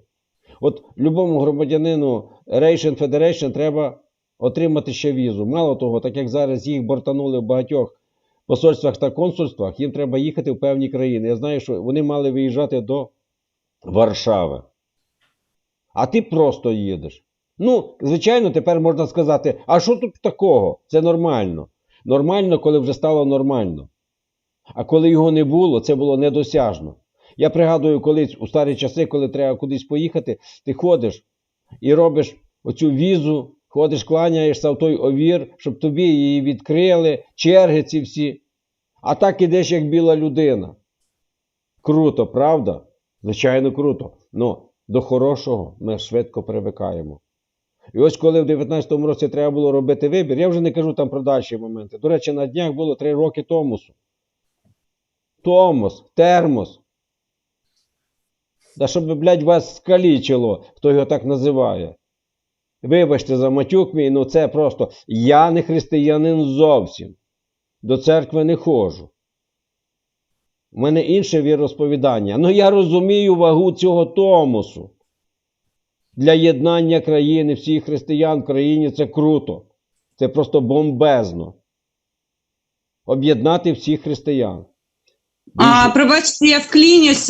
Я хотела бы просто таких людей накіровать обратно в Беларусь і поглядеть там, що не поп, то чекіст, і чим вони займаються. Ну, від слова... Калі памяць вельмі кароткая, ну, гляньте, суседка побач, што адбываецца і чым гэта ўсё чрывата. Ну, звичайно. Так от, коли до хорошого привикли, і все добре, але економічні зрушення, які пішли це при воюючій країні, да, неповномасштабна війна. А нагодувати 250 тисяч сніданок, обід і вечеря. Це скільки харчування для війська? Це мало? Ні, звичайно. Це колосальні гроші. І все непросто. Коли 20% економіки відхоплено було на початку війни. Коли на казначействі зіяла велика діра і багато чого. Я перепрошую, друзі. Тому все було дуже складно. І тут раз, захотіли краще. Краще завжди ворог хорошого. Якщо люди не розуміють, що це означає, ну це ж елементарно, це просто. Тому, друзі, мені дуже образливо, ми отримали не то, що відкат, ми просто отримали удар в спину від самого власного свого народу. Самі себе наказали, самі себе поклали в позу, відшмагали. Пригадуєте, так, унтер-офіцерська жена осмагала сама себе. Ось. Тому все, що можу сказати, надіюсь на прозріння тих людей, які дійсно можуть прозріти.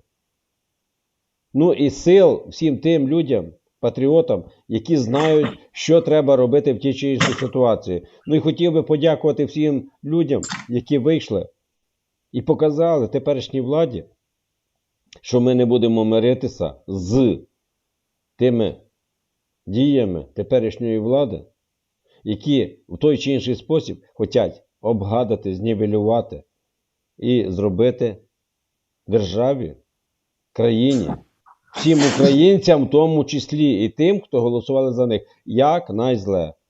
Це ж видно прямим неозброєним оком. Друзі, пробачте. Дякую, я завершив. Пане Василю, а таке питання.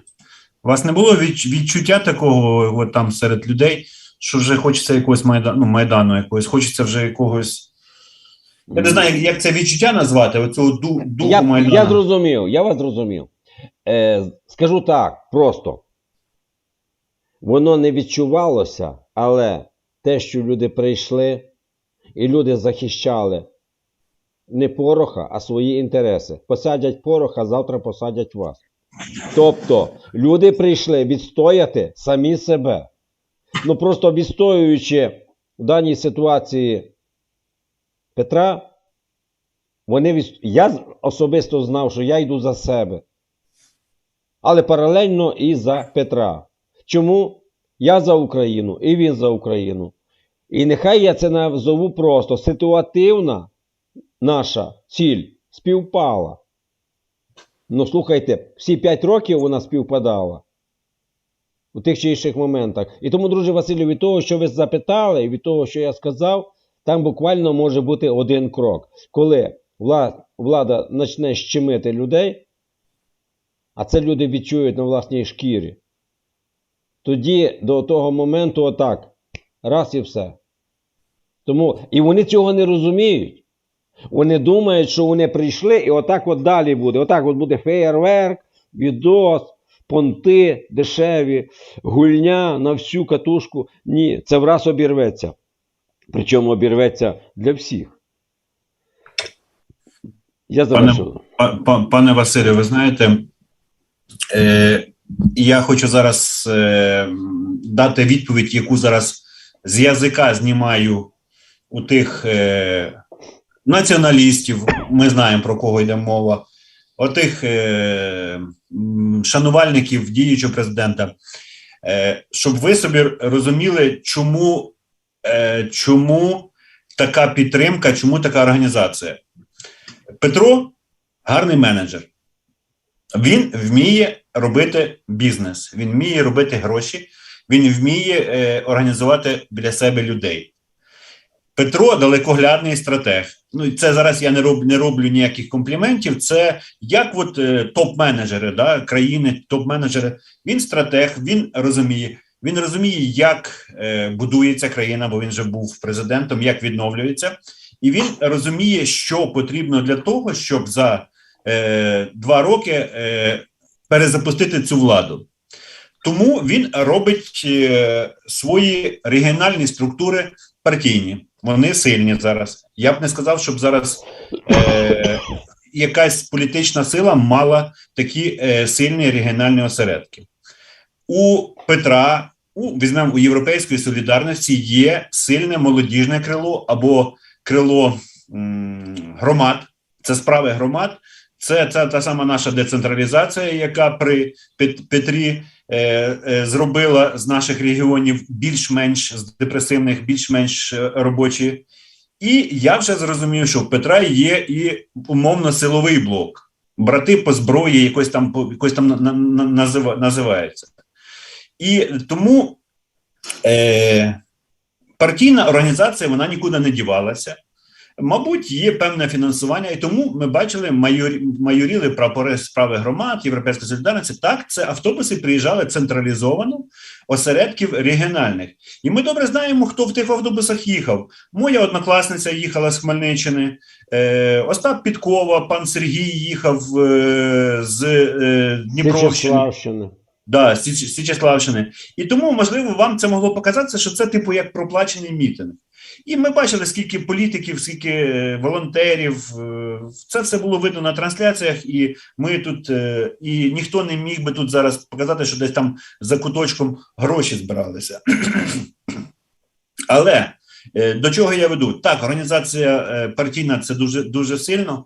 Вибачте, а де наші, бачив Кіру Рудик, да, голос, який вже розвалився в дребезги, оці осколки починають, типу, як, знаєте, як ртуть в Термінатора, знаєте, оце шарики доходять. Як вона ж тоді казала, що головний ворог України – це Петро Порошенко, був якийсь такий, і я теж якось до голосу ставився так, не з симпатією, з розумінням, що це точно не ворог.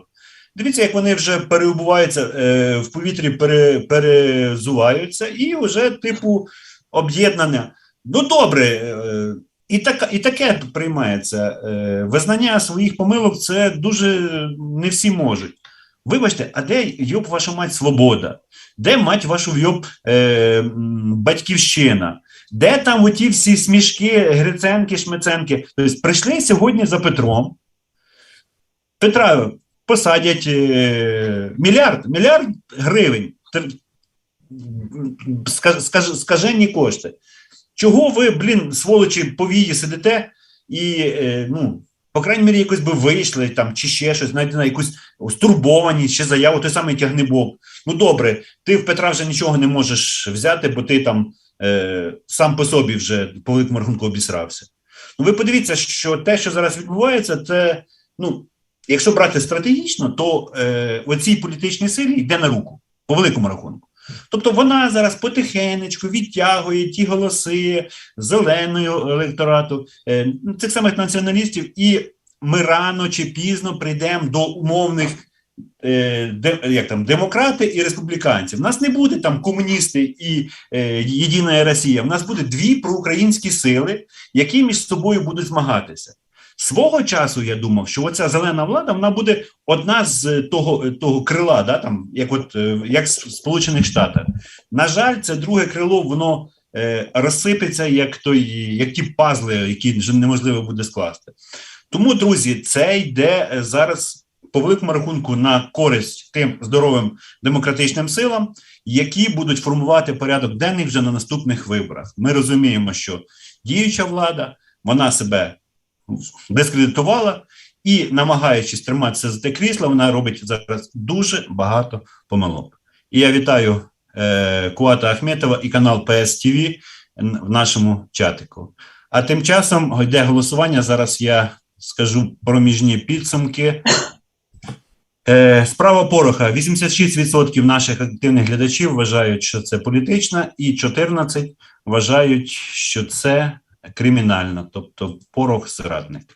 Або, як він, не зрадник, а державна зрада. Ну так вони ж їх шиють таку статтю. Це просто на голову не налазить. Як вони собі таке могли думати взагалі, щоб висовувати таку пред'яву? Ну вона ж А што прапанаваць яшчэ можна сваім грамадзянам? Вось, ну, я шмат аналітыкаў слухаю украінскіх, то розныя вельмі думкі. Але у мяне фармуецца адзінае пытанне, напэўна, адзіны месседж, а што яшчэ прапанаваць? Паслухайце, ну, аб'ектыўна, я жыву ў гэтай краіне ўжо 1,5 гады. Вось хто адчувае змены? Я памятаю, прычым я прыехала, што я побачыла. Плюс мы нейкія рэчы зараз падымаем, выяўляецца, што шмат праграмаў было проста заблакавана. Што прапанаваць яшчэ можна сваім грамадзянам, калі людзі лепей жыць не стаюць? Я зараз не хацела бы зноўку падкрэслю скардзіцца. Гэта, напэўна, пытанне да таго, як гэта зменьваць. Гэта ж залежыць ад украінцаў. Я, як частка украінскай суполкі, не магу не рэагаваць. Я таксама працую ў гэтым напрамку. Так, з боку беларускага пытання, але тым не менш. Окей, у нас прасадка капітальная. Добра, вы не звяртаеце ўвагу на грамадзян іншай краіны. Халера на іх, неяк выжывуць. Як я кажу, у нас, дзякуй нашым беларускім дыяспорам, дапамагаюць. Дзякуй тым небайдужым украінцам, які не праходзяць міма. Але свае грамадзяне. Я свайго часу смяялася, у мяне тут дворык такі невялічкі пад вокнамі, і у мяне навіны штодня, выходзяць навіны мае і пачынаюць распавядаць, як было ў 80-е, у 90-е, у нулёвыя. Ведаеце, у мяне ёсць чым параўнаць. І я вось просто чую іх настрой. І я шчыра кажу, мне праз вось гэтыя смех іх, яны ўжо звыклі, разумееце? Вось гэта такая боль праз звычку. Мы звыклі так жыць. І вось гэта страшна насамрэч. Я заўсёды казала, я хацела бы бачыць маю матулю, якая сядзіць у кафушачкі зранку, папівае каву і чытае нейкую, мабыць, папяровы выраб, тэлефон, неважліва што, але яна адпачывае, яна гэта заслужыла. Чаму? І вось, разумееце, я час і час сябе ловлю на думкі, што я хутка сама на гэты маленькі майданчык спушчуся і буду таксама нулёвыя, 10-е, 20-е абмяркоўваць і казаць, гаўно было заўсёды. Але ці не ад нас залежыць, ці будзем мы гэта ўсё выпраўляць.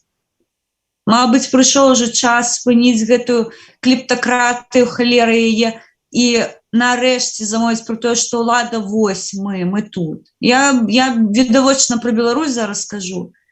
Не хаваць голову ў песок, як страус, не рабіць выгляд, што тебе гэта не кранаецца, не распавядаць пра хату, якая з краю, а рабіць, працаваць. Саме так, друзі. Хелен, пан Олександр Нікітін пише. Друзі, всім вітаннячка, перепрошую, я пишу вам, бачите, як правило, коли на посиденьках у нас звертання до чату значно складно, бо нас хапає забагато в студіях. Що пише Олександр Нікітін? Хелен не білоруська, вона вже українка, вже надихалась свободи. Хелен, що скажете?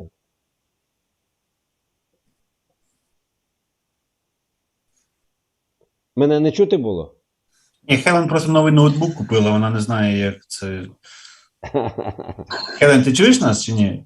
Чи замріяв? Я ще раз повторю. Хелен підвисає. Я вас чую, сябры, так, у мяне, мабыць, трошки, я кажу, у мяне прылада, яна яшчэ была створана до таго, як з'явіліся дыназаўры, каб вы разумелі. Вось, мне падаецца, яны мікрасхемы на яе збіралі, але гэта такое. Я не пакінула Украіну, калі была ў Беларусі, я не пакіну Беларусь, пакуль я ва Украіне. Гэта тыя дзве краіны, якія, я заўсёды казала, душою ва Украіне, а сэрцам з Беларусю. Я не стану украінкай больш, або беларускай менш і наадварот. Гэта тое, што ва мне жыве 38 год, і іх немагчыма раз'яднаць. Таму те, што я вільна спілкуюсь українською мовою, це виключна моя повага і шана до моїх бабусі, дідуся, прабабусі, прадідуся, тобто до тих, хто надав, скажімо так, життя моє в Україні. Але при гэтым таксама у мяне ёсць мае бабулі, дзедулі з беларускага боку, таму мой адказ вось такі: не спрабуйце мяне украінізировать або беларусировать больш, чым я з'яўляюся. Хороша відповідь, мені вона подобається. Але те, що продукт свободи пан Олександр сказав, звичайно, люди народжуються вільними, але не завжди і не у всіх країнах. У Хелен це був сплав саме такий. Тому ви від народження вільна, я більше скажу, ви від народження приречена боротись за свободу для інших. Так виходить в моєму розумінні, так це я бачу. І якщо хто-небудь спробує спростувати те, що я сказав, мені здається, в цьому випадку він може сильно помилитися. Друзі, я би хотів ще зараз сказати тим, що, можливо, десь хтось не сприймає серйозно цю інформацію. Ну, білоруси, втратили свій шанс. Хотіли як по-білоруськи, хотіли як по-мирному. Якщо ви, те, що було, те було. Ви тепер подивіться, що відбувається в Казахстані. Что сейчас произошло в Казахстане? То есть то, что было в Беларуси, это была лайт-версія, по большому счету. Я перейшов зараз на російську мову. Тобто, якщо ви думаєте, що вот этому всему есть предел, то его нет предела. То есть сейчас на наших глазах за 5 дней натоптана такая, як буде стежка російської мови? Дорожка. Тропінка. Да, натоптана така тропінка по вирішення питань цієї недоімперії, що ми навіть собі не уявляємо. Просто те, що, можливо, навіть і в Пороха були якісь закупки цього вугля, це ж, по-моєму, в цьому питанні. Ну, коли президент країни каже, що вбивати свій народ, це, я не знаю, це не державна зрада, це військовий... Пан Василь, об'єктивно, пробачте, я вклінюся, яны адчинили вось гэтую скрыню Пандоры. Вось Казахстан, Беларусь не адчинила. У москалей не хапіла, мне падаецца, я не ведаю, чаго там не хапіла, вось так адчынена зайсці ў Беларусь. А тут яны не просто зашлі ў Казахстан, яшчэ з кампаніяй.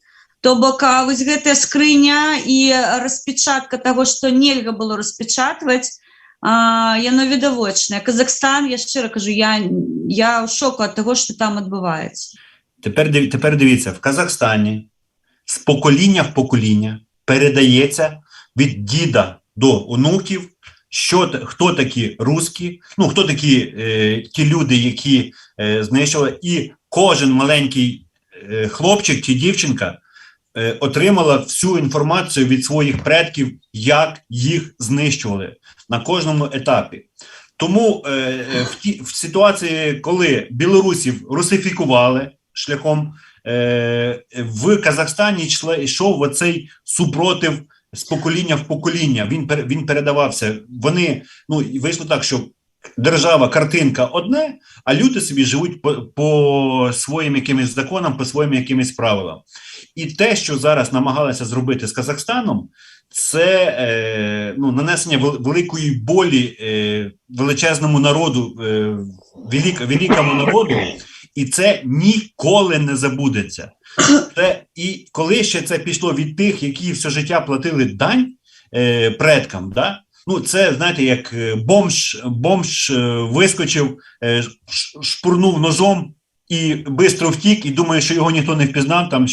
Ні, друзі, в Казахстані зараз буде національна визвольна боротьба, вона вже почалася, вона буде повільна, як каже Куат Ахмед. Куат, я тебе буду називати Куат Ахмед, я не буду тебе Ахметом називати, бо це буде довга, але така безповоротна національна визвольна боротьба, і вона закінчиться виключенням, перемогою казахського народу. Інакше не може бути. Такий народ не може бути поневолений своїми цими халопами, які колись там коня до Поклонної гори вели. Тому, друзі, мені здається, от навіть те, що ми з вами робимо на цьому майданчику, це, можливо, от ми часто використовували цю фразу «народна дипломатія», да?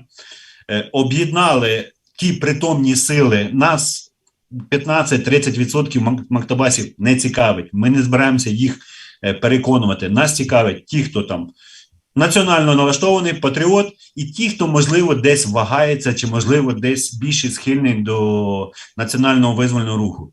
Тому зараз те, що ми робимо, і ми ж зараз прекрасно розуміємо, що у випадку якоїсь активної дії в Україні постраждає і Казахстан, і Білорусь, і так само це все може бути в іншому випадку. Тому ми повинні бути завжди мобілізовані. І ви знаєте, я думаю, так як знайшлися наші патріоти, які поїхали підтримати наших братів-чеченців, які поїхали підтримувати наших сусідів в Придністров'я. Я думаю, багато і в Грузії багато наших українських гелікоптерів рятувало від голодної і холодної смерті в Абхазії. Тому я думаю, що ми точно будемо не єдині в нашій національно-визвольній боротьбі. І багато оцих вільних народів, я впевнений, що чеченська діаспора, чеченці, казахи, вони вже там один з 4 каже, якщо б мені була можливість, я б поїхав допомагати Україні там, чи воювати на стороні України. І це дає надію, і це говорить про те, що ми в тому світі чогось заслужили, що в нас, от, як казав Сікора, пам'ятаєте, хто ж за вас, медведі підуть за тих русських, ви всім в житті насрали. Так. Тому надія є, донати не читаються, не знаю, а є донати. Ми не привикли, що в нас донати є, тому вони в нас читаються, але не приходять. Пане Василю, вам приходили? Да, до речі, про донати. Від пана Андрія сьогодні надійшло, але не тільки від пана Андрія. Якщо хочете, я зараз можу зайти принаймні на картку банківську і все розкажу. Так, друзі, донати читають. Скриню Пандори відчиняється, пан Василь. Чому? Вже з іншого боку. Вже буде розмова потім. Так, Трамп з Києва 2 рази нас запитав по раз за 50, раз за 100. Хелен, питання тобі. Так, я ж готовий вже відповідати. про донати. Києва 100 гривень. Питання до Хелен та 2 Байден – це ж брехло. Питання до Хелен та 2 Василів. Байден брехло? Ні, не брехло. Просто він не, скажімо так, у його віці можна приймати рішення виважені, і він це, як правило, робить. Але ситуація, тут можна включити, як там, форс-мажор, і в цій ситуації, я думаю, американці всі разом допоможуть. Тим більше 2 палати, які є у них, вони все зроблять для того, щоб Байден спокійно це все сказав. Я думаю, він скаже, та не тільки, а й зробить. Моя відповідь буде короткою і саме такою.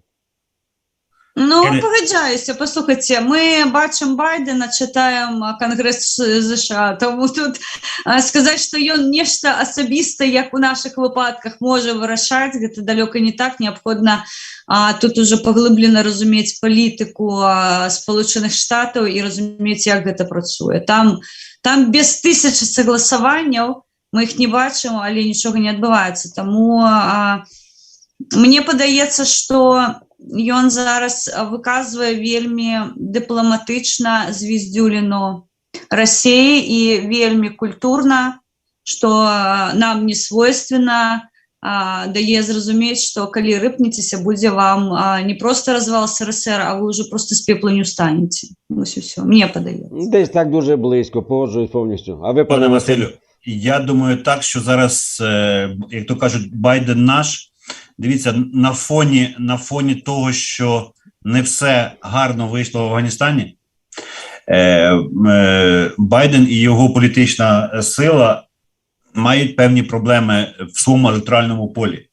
І, по-моєму, десь через рік вже будуть наступні голосування в Конгресі. Так. Скоро, 1,5 року, здається, або можливо рік. І зараз Байдену треба, умовно кажучи, реабілітуватися. Ну, як, ну, так, якщо так можна сказати, да? Де він себе може проявити. Да? Зараз, ну, по великому рахунку, в Європі та навіть в світі сама гаряча точка – це Україна, по великому рахунку. Так. І оці очні зустрічі, да, оці обнулення цих торгів хуйла, про НАТО, про все інше, воно зараз все це працює, ну, і нам в користь, ну, і Байден в свій актив щось додає, бо Трамп нікуди не пішов. От реально, якщо брати дід Джо і дід Дональд, мені подобається, от чисто інтуїтивно, мені дідушка Байден чогось більше подобається. Можливо, я на таких відчуттях, не вникаючи сильно. Тому зараз мені здається, що оточення, хуйло прибацаний, по великому рахунку. Ну, оточення, знаєш, де бабки їхні, де всі бабки, і які можуть бути наслідки тих смертельних санкцій. Я навіть чув, що США можуть заборонити Ходіння долара по... доларом. Да. Так, валютно-обмінні операції. Я навіть не знаю, ну, чи вони можуть швидше там на якийсь юань чи на ще щось. Ну, мені здається, що ну, це катастрофічно, повинно точно вдарити і там саме головне, що в цьому вигляді страдають всі, від самих нулів, хто має 100 баксів за пазухою, до кошельків хуйла. Ну, і ми знаємо, що щось встигли вивезти з Афганістану. Є якась техніка. Якщо не помиляюся, 9 чи 7 вертольотів МІ, якими евакуювали представництво в Таджикистан, будуть направлені в Україну. Який технічний стан? Ну, думаю, задовільний, тому що приїде Микола Рушниця, ще підремонтує, якщо що, наприклад. Тому, думаю, зараз, можливо, ще в тій ситуації про крокодила, ну, якщо вже там Європа занепокоєна, то Байден має трошки йти ще на випередження. Щось уже підкидати, бо ми любимо говорити, дути на холодне. Ну, саме так. Тому гадаю, що дід Байден, дід Джон не залишить нас з нашою бідою, і він має ті речаги, щоб макнути і якимось чином наказати Путіна. Але я би звернула увагу, я його читаю, ну, ось щиро кажу, він одною строкою каже одно, і другою строкою він одразу перегортає те, що він сказав перед цим. Там зрозуміти, що у голові, щиро кажу, я не можу розібратися його меседж, тому що з одного боку, він вельми крутлявий, мені подається, з одного боку він нібито такий дипломат, з іншого боку томагавком бах і в голову попав. Тобто тут вельми складано, але я абсолютно впевнена, що розпрацьована програма по Україні і вона обмірковується, і мені єдине, я щиро кажу, знову тут не плюс у карму України, щось насустречу більш Америка йде, а не запит із України, що нам необхідно нечто обміркувати. Тобто, видите, нагадує історію моїх у двір, а вони до нас у вікно. Ну, просто, каб гэта не выглядало, напэўна, необходимо, каб гэта было двухбаковае жаданне весці дыпламатычныя перамовы. Дякую. Дякую, Хелен. Ну і дійшли на кінець до донейтів, які надійшли. Сьогодні від Андрія Клімова 50 гривень, 17 січня так само від пана Андрія та 17 числа від Левчук Світлани Петрівни. Дякуємо вам. Далі від Бека нашого 138 гривень, це еквівалент $5. Це було так само 17 числа. Ну і 16 числа від ще одного Булата $50. Друзі, це підтримка з Казахстану 16 числа в 12:25. Від цього самого пана надійшов ще переказ в $1. Це той переказ, який був провірений, чи правильно гроші заходять. Ну і Гончар Василь Анатолійович 1000 гривень закинув 16 числа, за що ми йому дякуємо. Друзі, хто буде його бачити, передавайте йому вітаннячка. Ось той самий долар один, який надійшов, контрольний. Далі знову від Андрія Владіленовича 50 гривень, це так само 15 Василю, числа. І стоп. Гривень. Головний фахівець з санкцій це я. 1. Заборона роботи Google сервісів на хуйло-мордорі 80 економіки зупиниться 2 ембарго на домішки до палива 4-5 місяців на хуйлостані буде лише 76. Чули, да? чули. Да. Поки не ви... Я с экспертом не буду спрощаться, вы что? Василь, закінчуйте, а я... І ще одна подача від Віталія Анатолійовича Воробйова 200 гривень. Це був початок, друзі. Ось. Ну і в нас там був невеличкий залишок. І хочу сказати, друзі, зараз на нашій картці 5560 гривень. За що я вам всім безмежно дякую. Так, друзі, є експерт по санкціям. Давайте я продублюю. Я от прочитав і не думав про це, але погоджуюсь.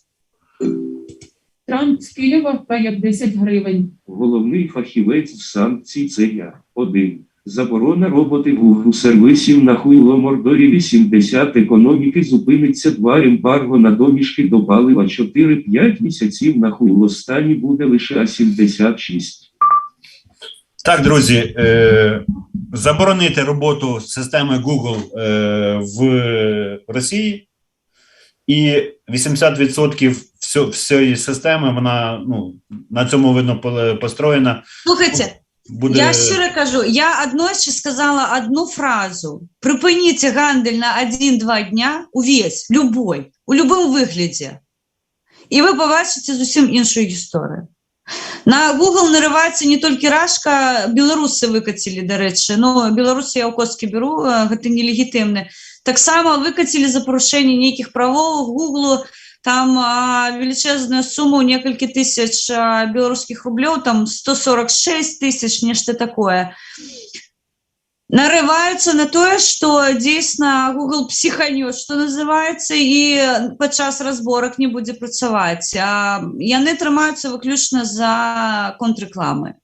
За контрросійської реклами яшчэ неяк пропонують усю гэту гісторыю прасоўваць на Рашкі, але зноўку федэрасты, калі выкатваюць рахункі ў некалькі светавых ВВП, ну вы мяне прабачце.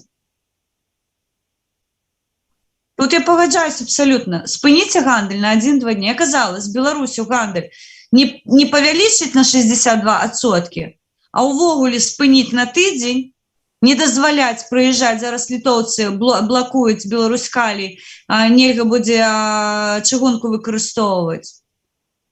Ну так зноўку, гэта не дабіліся праз тое, што ў Беларусі дрэнна, а таму, што нагадзілі Еўропе.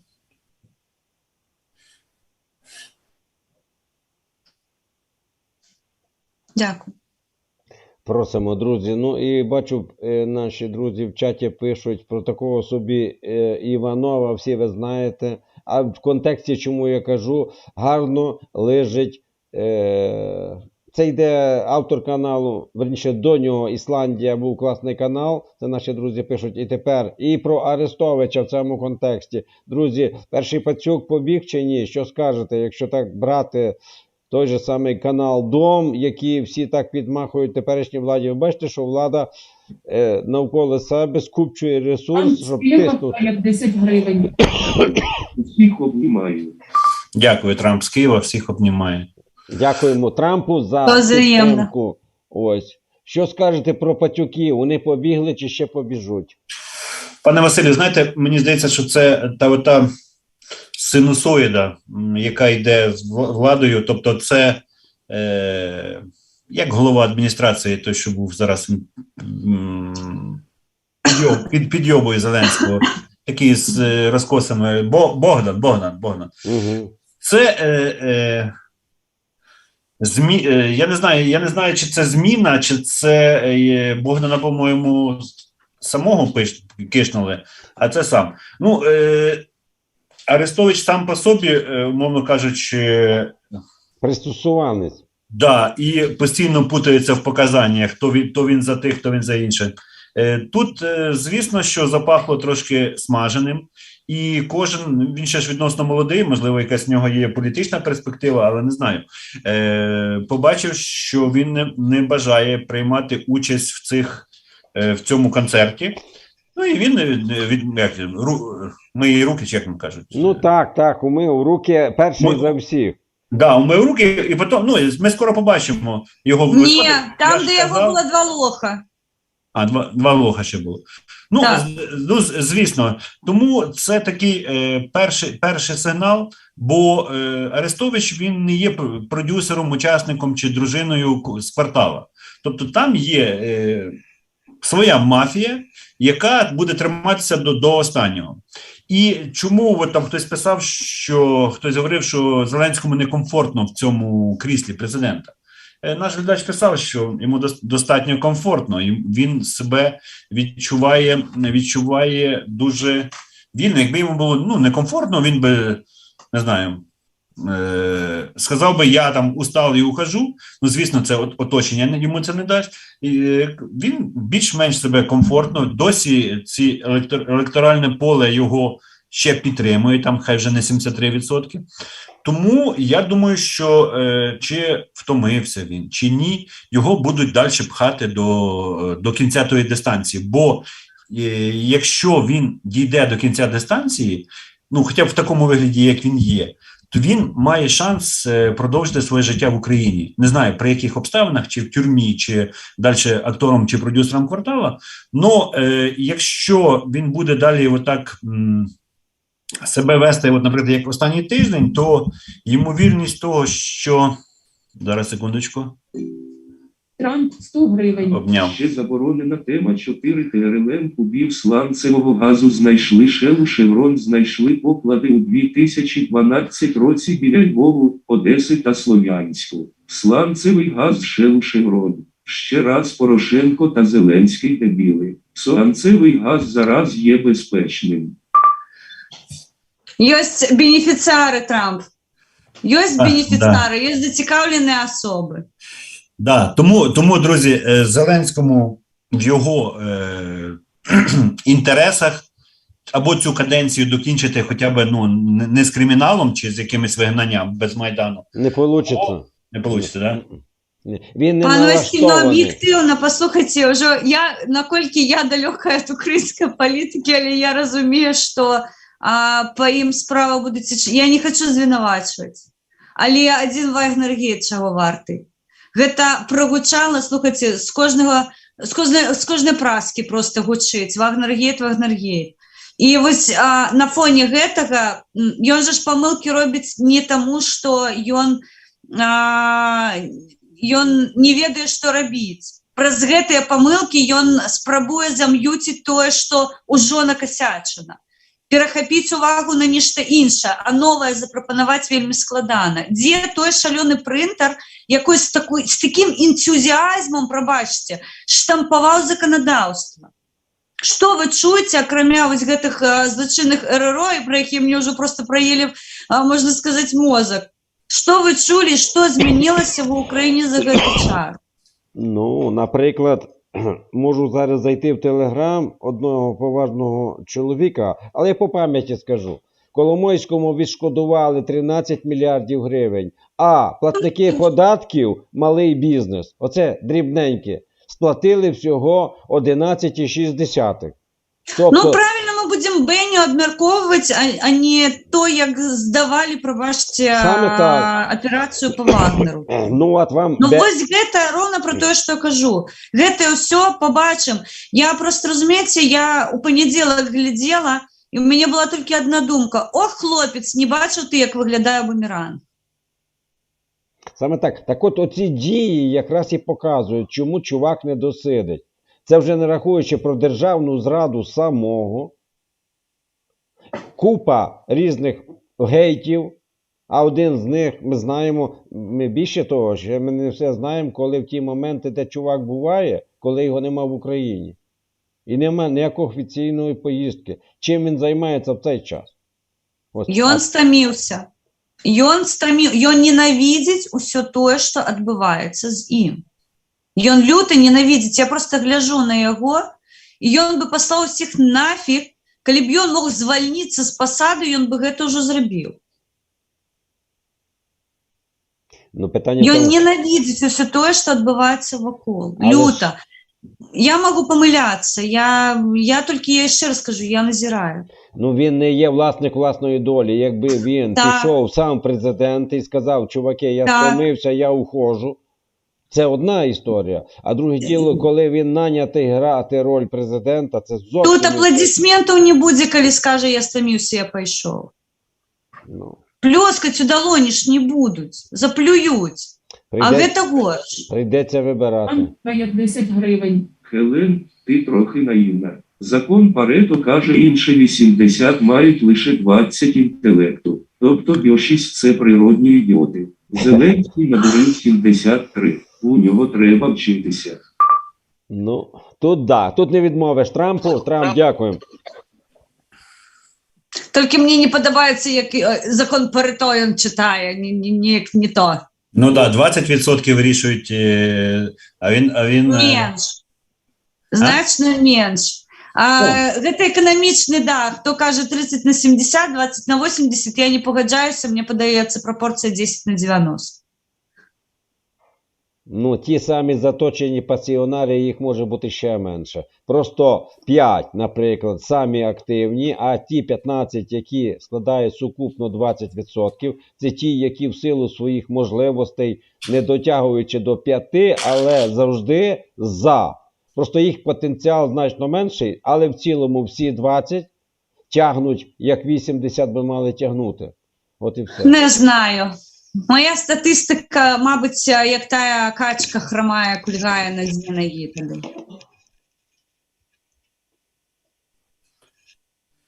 Пан Василь.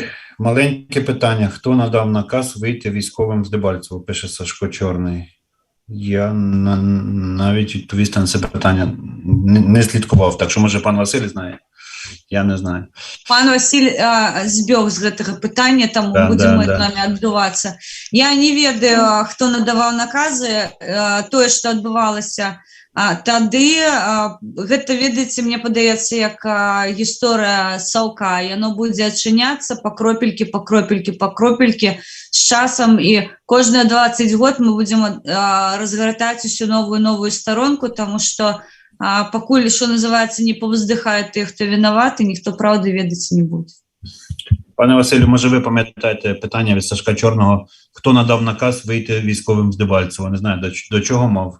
Мабуть, це докір Порошенко, чи я не знаю. Ну, дивіться, яка ситуація. Я, як людина, яка служила в армії, і в мене яке-не-яке звання є.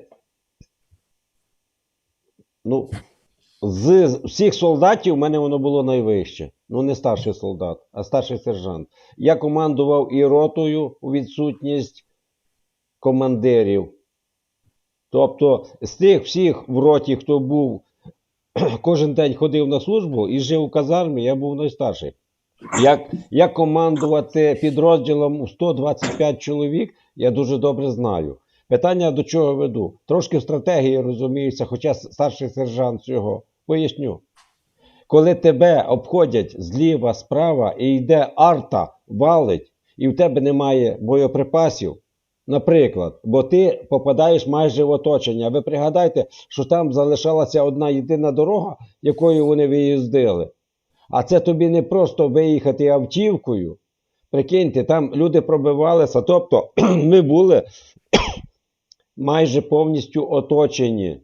Хорошо сказати, а чому ви допустили до оточення? Друзі, це 15-й рік. Це січень-лютий місяць. Це всього-навсього ми воюємо яких півроку. У нас ні резервів великих, ні техніки, яка підготовлена гарно. Тобто складна була ситуація. І я не думаю, що в цій ситуації можна когось звинуватити. Це військовий театр дій називається.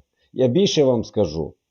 Міг бути і 17-й, і 16-й рік, наприклад, і 18-й, і теж можна було попасти, наприклад, в оточення або в напівоточення. Але це не значить, що того генерала якогось, який насправді не зрадив у цій ситуації, треба судити. Треба виходити по ситуації. Бо, наприклад, противник мав переважну кількість військової сили. Так, це війни. Ну, війна виграється чи програється не з окремої взятої битви, де ми, наприклад, втрати мали. Війна виграється остаточно або програється так само остаточно. Тому за ті чи інші моменти я сам колись, це якщо би зараз карту намалювати, вважав, якщо вдарити від Дебальцево до Маріуполя і відрізати частину сепарів, їх можна було оточити. Простий маневр, і це ми робимо і виконуємо. А є в тебе резерви це зробити. І коли в тебе вистачає тільки, щоб закрити лінію фронту, і недостатня кількість боєприпасів, або ще живої сили, і багато ще чого, я зараз простою мовою скажу, зараз у нас палива 20-25% у військах. І якщо різко треба підорватися і робити маневри, і виїжджати на бойові позиції, атакувати, і нам не вистачить палива, щоб повернутися, ну в цій ситуації, коли немає активних зараз подій, ми паливо чому не замовили і не закупили? Тому що влада саботує замовлення державні. А тоді, коли в нас тільки почалась війна, до чого веду? Що якщо роздивлятися, якщо дійсно була зрада якась, а якщо це була не зрада, а програний бій внаслідок того, що переважна кількість противника переважала в техніці і в кількості, а воїни достойно вийшли, на превеликий жаль, вони там загинула, певна частина. Але на війні це вам не Зарніца, де вийшли, начебто постріляли фарбою там, ну колись і фарби не було, умовно. І умовний противник виграв, а інший програв. Той, що виграв, втрат не було, бо вони виграли, а ті, що умовно програли, лишилися живі, тільки вони програли. Це все робиться на картах і на різних тактично-фізичних розкладах. Хтось швидше пробіг, хтось швидше замаскувався і так далі. Я про гру. А тут йде війна, йдуть втрати. І ще й Дебальцево евакуювати треба було. Людей ті, які виїжджали. Це все непросто. І якщо би до кінця захлопнувся кільце оце, так, це в історії України події, які викликатимуть дуже довго біль у людей, у бійців, ті, що втратили, ті, що просто там були, хвилювалися. Хтось бачив у цьому якусь умовну зраду, навіть з тих, хто там був, бо невчасно підвезли боєприпаси, або ще що-небудь. Пане Василю, і ще важливо в цей момент, активно йшов переговорний процес Мінський, і по всім домовленостям Дебальцево залишалося під контролем України. Так. Тоді це теж важливо було. Ну, ми ж розуміли, що домовленість хуйлом не вартує бумажки, да, на яку Він ще 3 дні атакував, після того, як вони мали перестати атакувати. От вам. А як в цій ситуації бути? І що це буде? Це все рівно, коли на рингу, наприклад, суддя сказав брек, а той бере ще 3-4 удари робить, наприклад. Я образно кажу. І так, що нижче пояса. Ну, звичайно.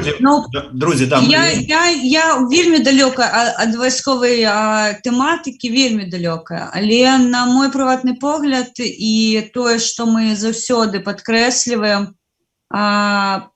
військові мають право не виконувати злочинний наказ. Мені подається, у гэтej ситуації був просто наказ орієнтуватися по ситуації. І згодна тому, що вакол відбувається, і сходячи з тих магчимостях, які є. Я вельми дрэнна веду гэтую гісторыю, гэта тыя гісторыі, якія немагчыма просто безэмацыйна абмяркоўваць. Таму зноўку гісторыя яшчэ разгарне нам шмат старонак. Мы не ведаем, колькі людзей пахавана, братнія магілы і дагэтуль раскапваюцца. А што мы будзем бачыць, калі тая ж частина Донбасу павернецца ў кантроль украінскіх уладаў, а Крым, колькі там будзе вось гэтых гістарычных сторонак. Тут, мне падаецца, зараз яшчэ не час гэта ўсё разгартаць, варушыць, і мы не знойдзем адказу. Друзі, на завершення стріму зробив таку голосувалку, просто цікаво. Зайдіть до наш чат. Я запитав, ви етер дивитеся на телефоні, планшеті, компі чи телеку? Цікаво просто... Пан Василь знайшов для себе майданчик тут про Іловайськ, а я вирішив запитати. До речі, 50% дивляться на телефоні, 47% на компі і 6% на планшеті. Телеків наші люди повикидали, молодці. Самі по собі. Ви мені казали про канал Дом, про канал Здрада, а я навіть не ведаю, де шукати їх, на яких пляцовках. Аналогічно. Та питання в тому, що друзі обговорили питання швидше таких блогерів і журналістів, як Арестович, наприклад, і там мова йшла про Арестович мені вельми нагадує нашого Павла Латушку. Почув нове, я все, пробачте, грубо буду казати, як ёсць. Почули, що розпрацьовується нова проституція.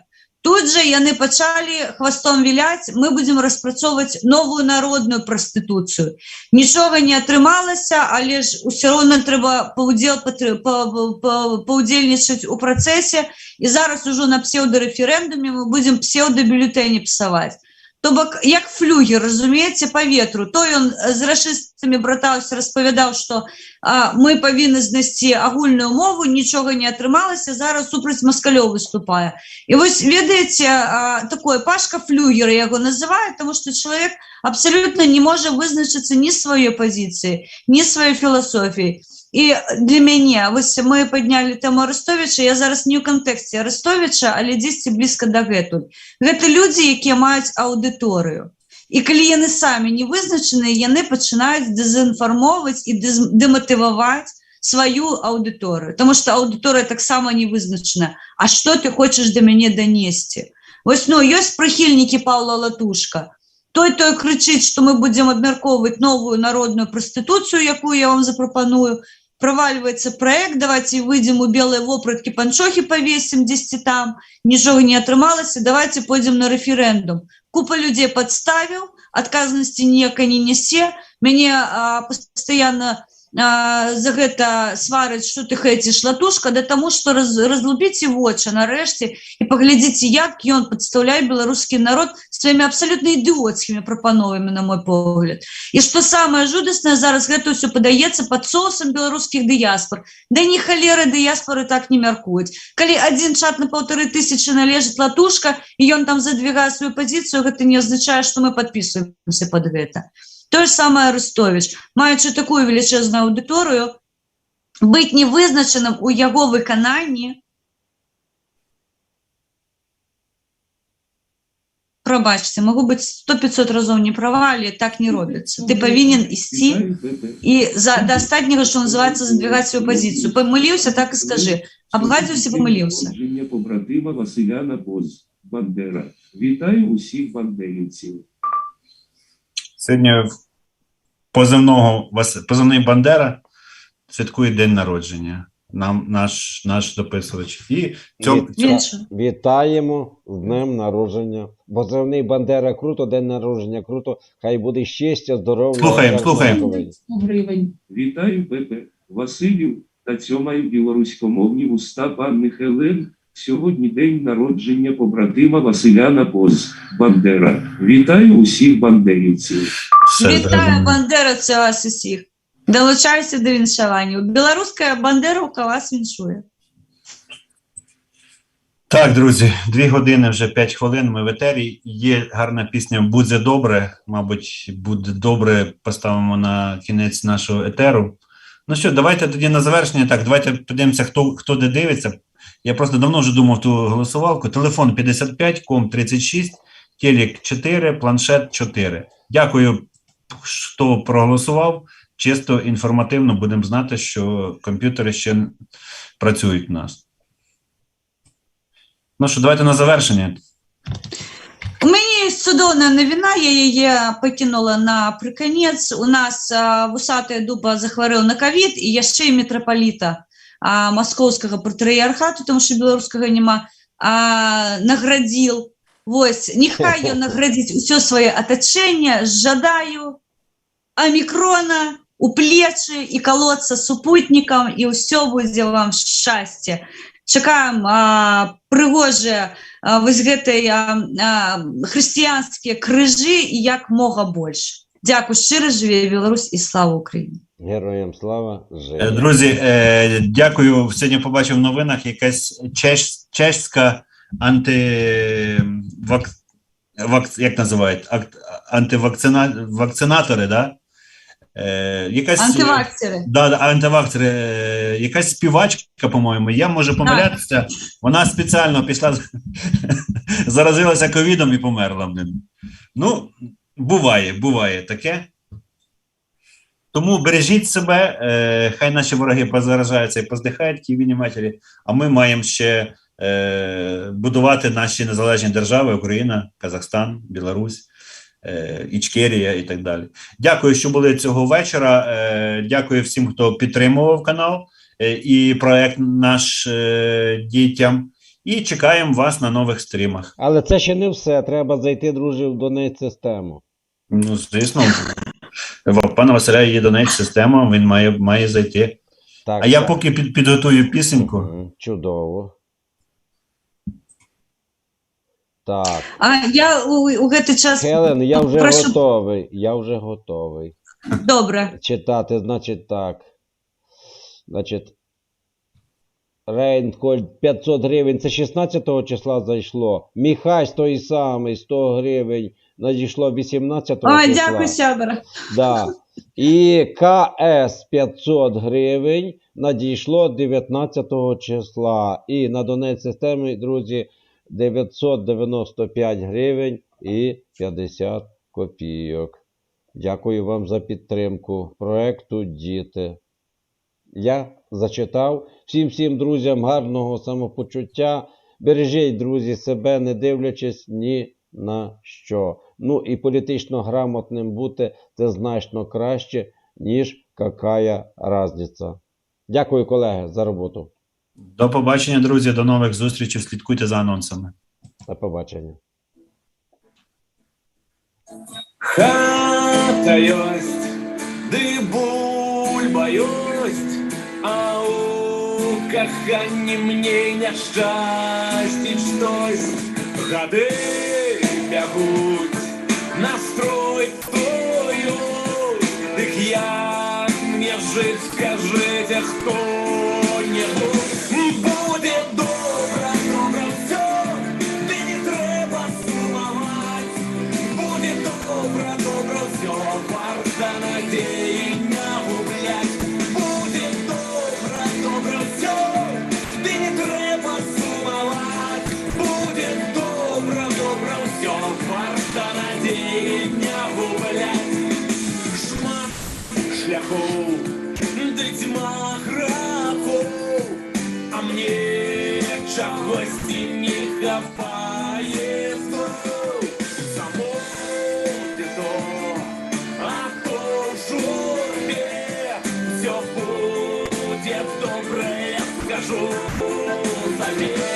Будзе добра, добра всё, ды не трэба сумаваць. Будзе добра, добра всё, варта надзеі не губляць. Будзе добра, добра всё,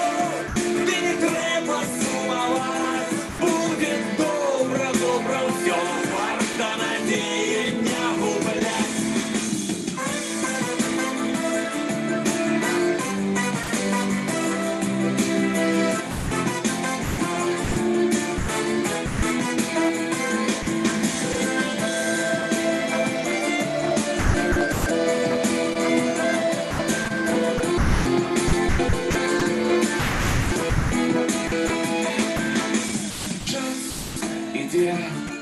Ты счастье мое, где? А уже лысина, ты сивый плешь у бороде. Час прийшов, ён і мяне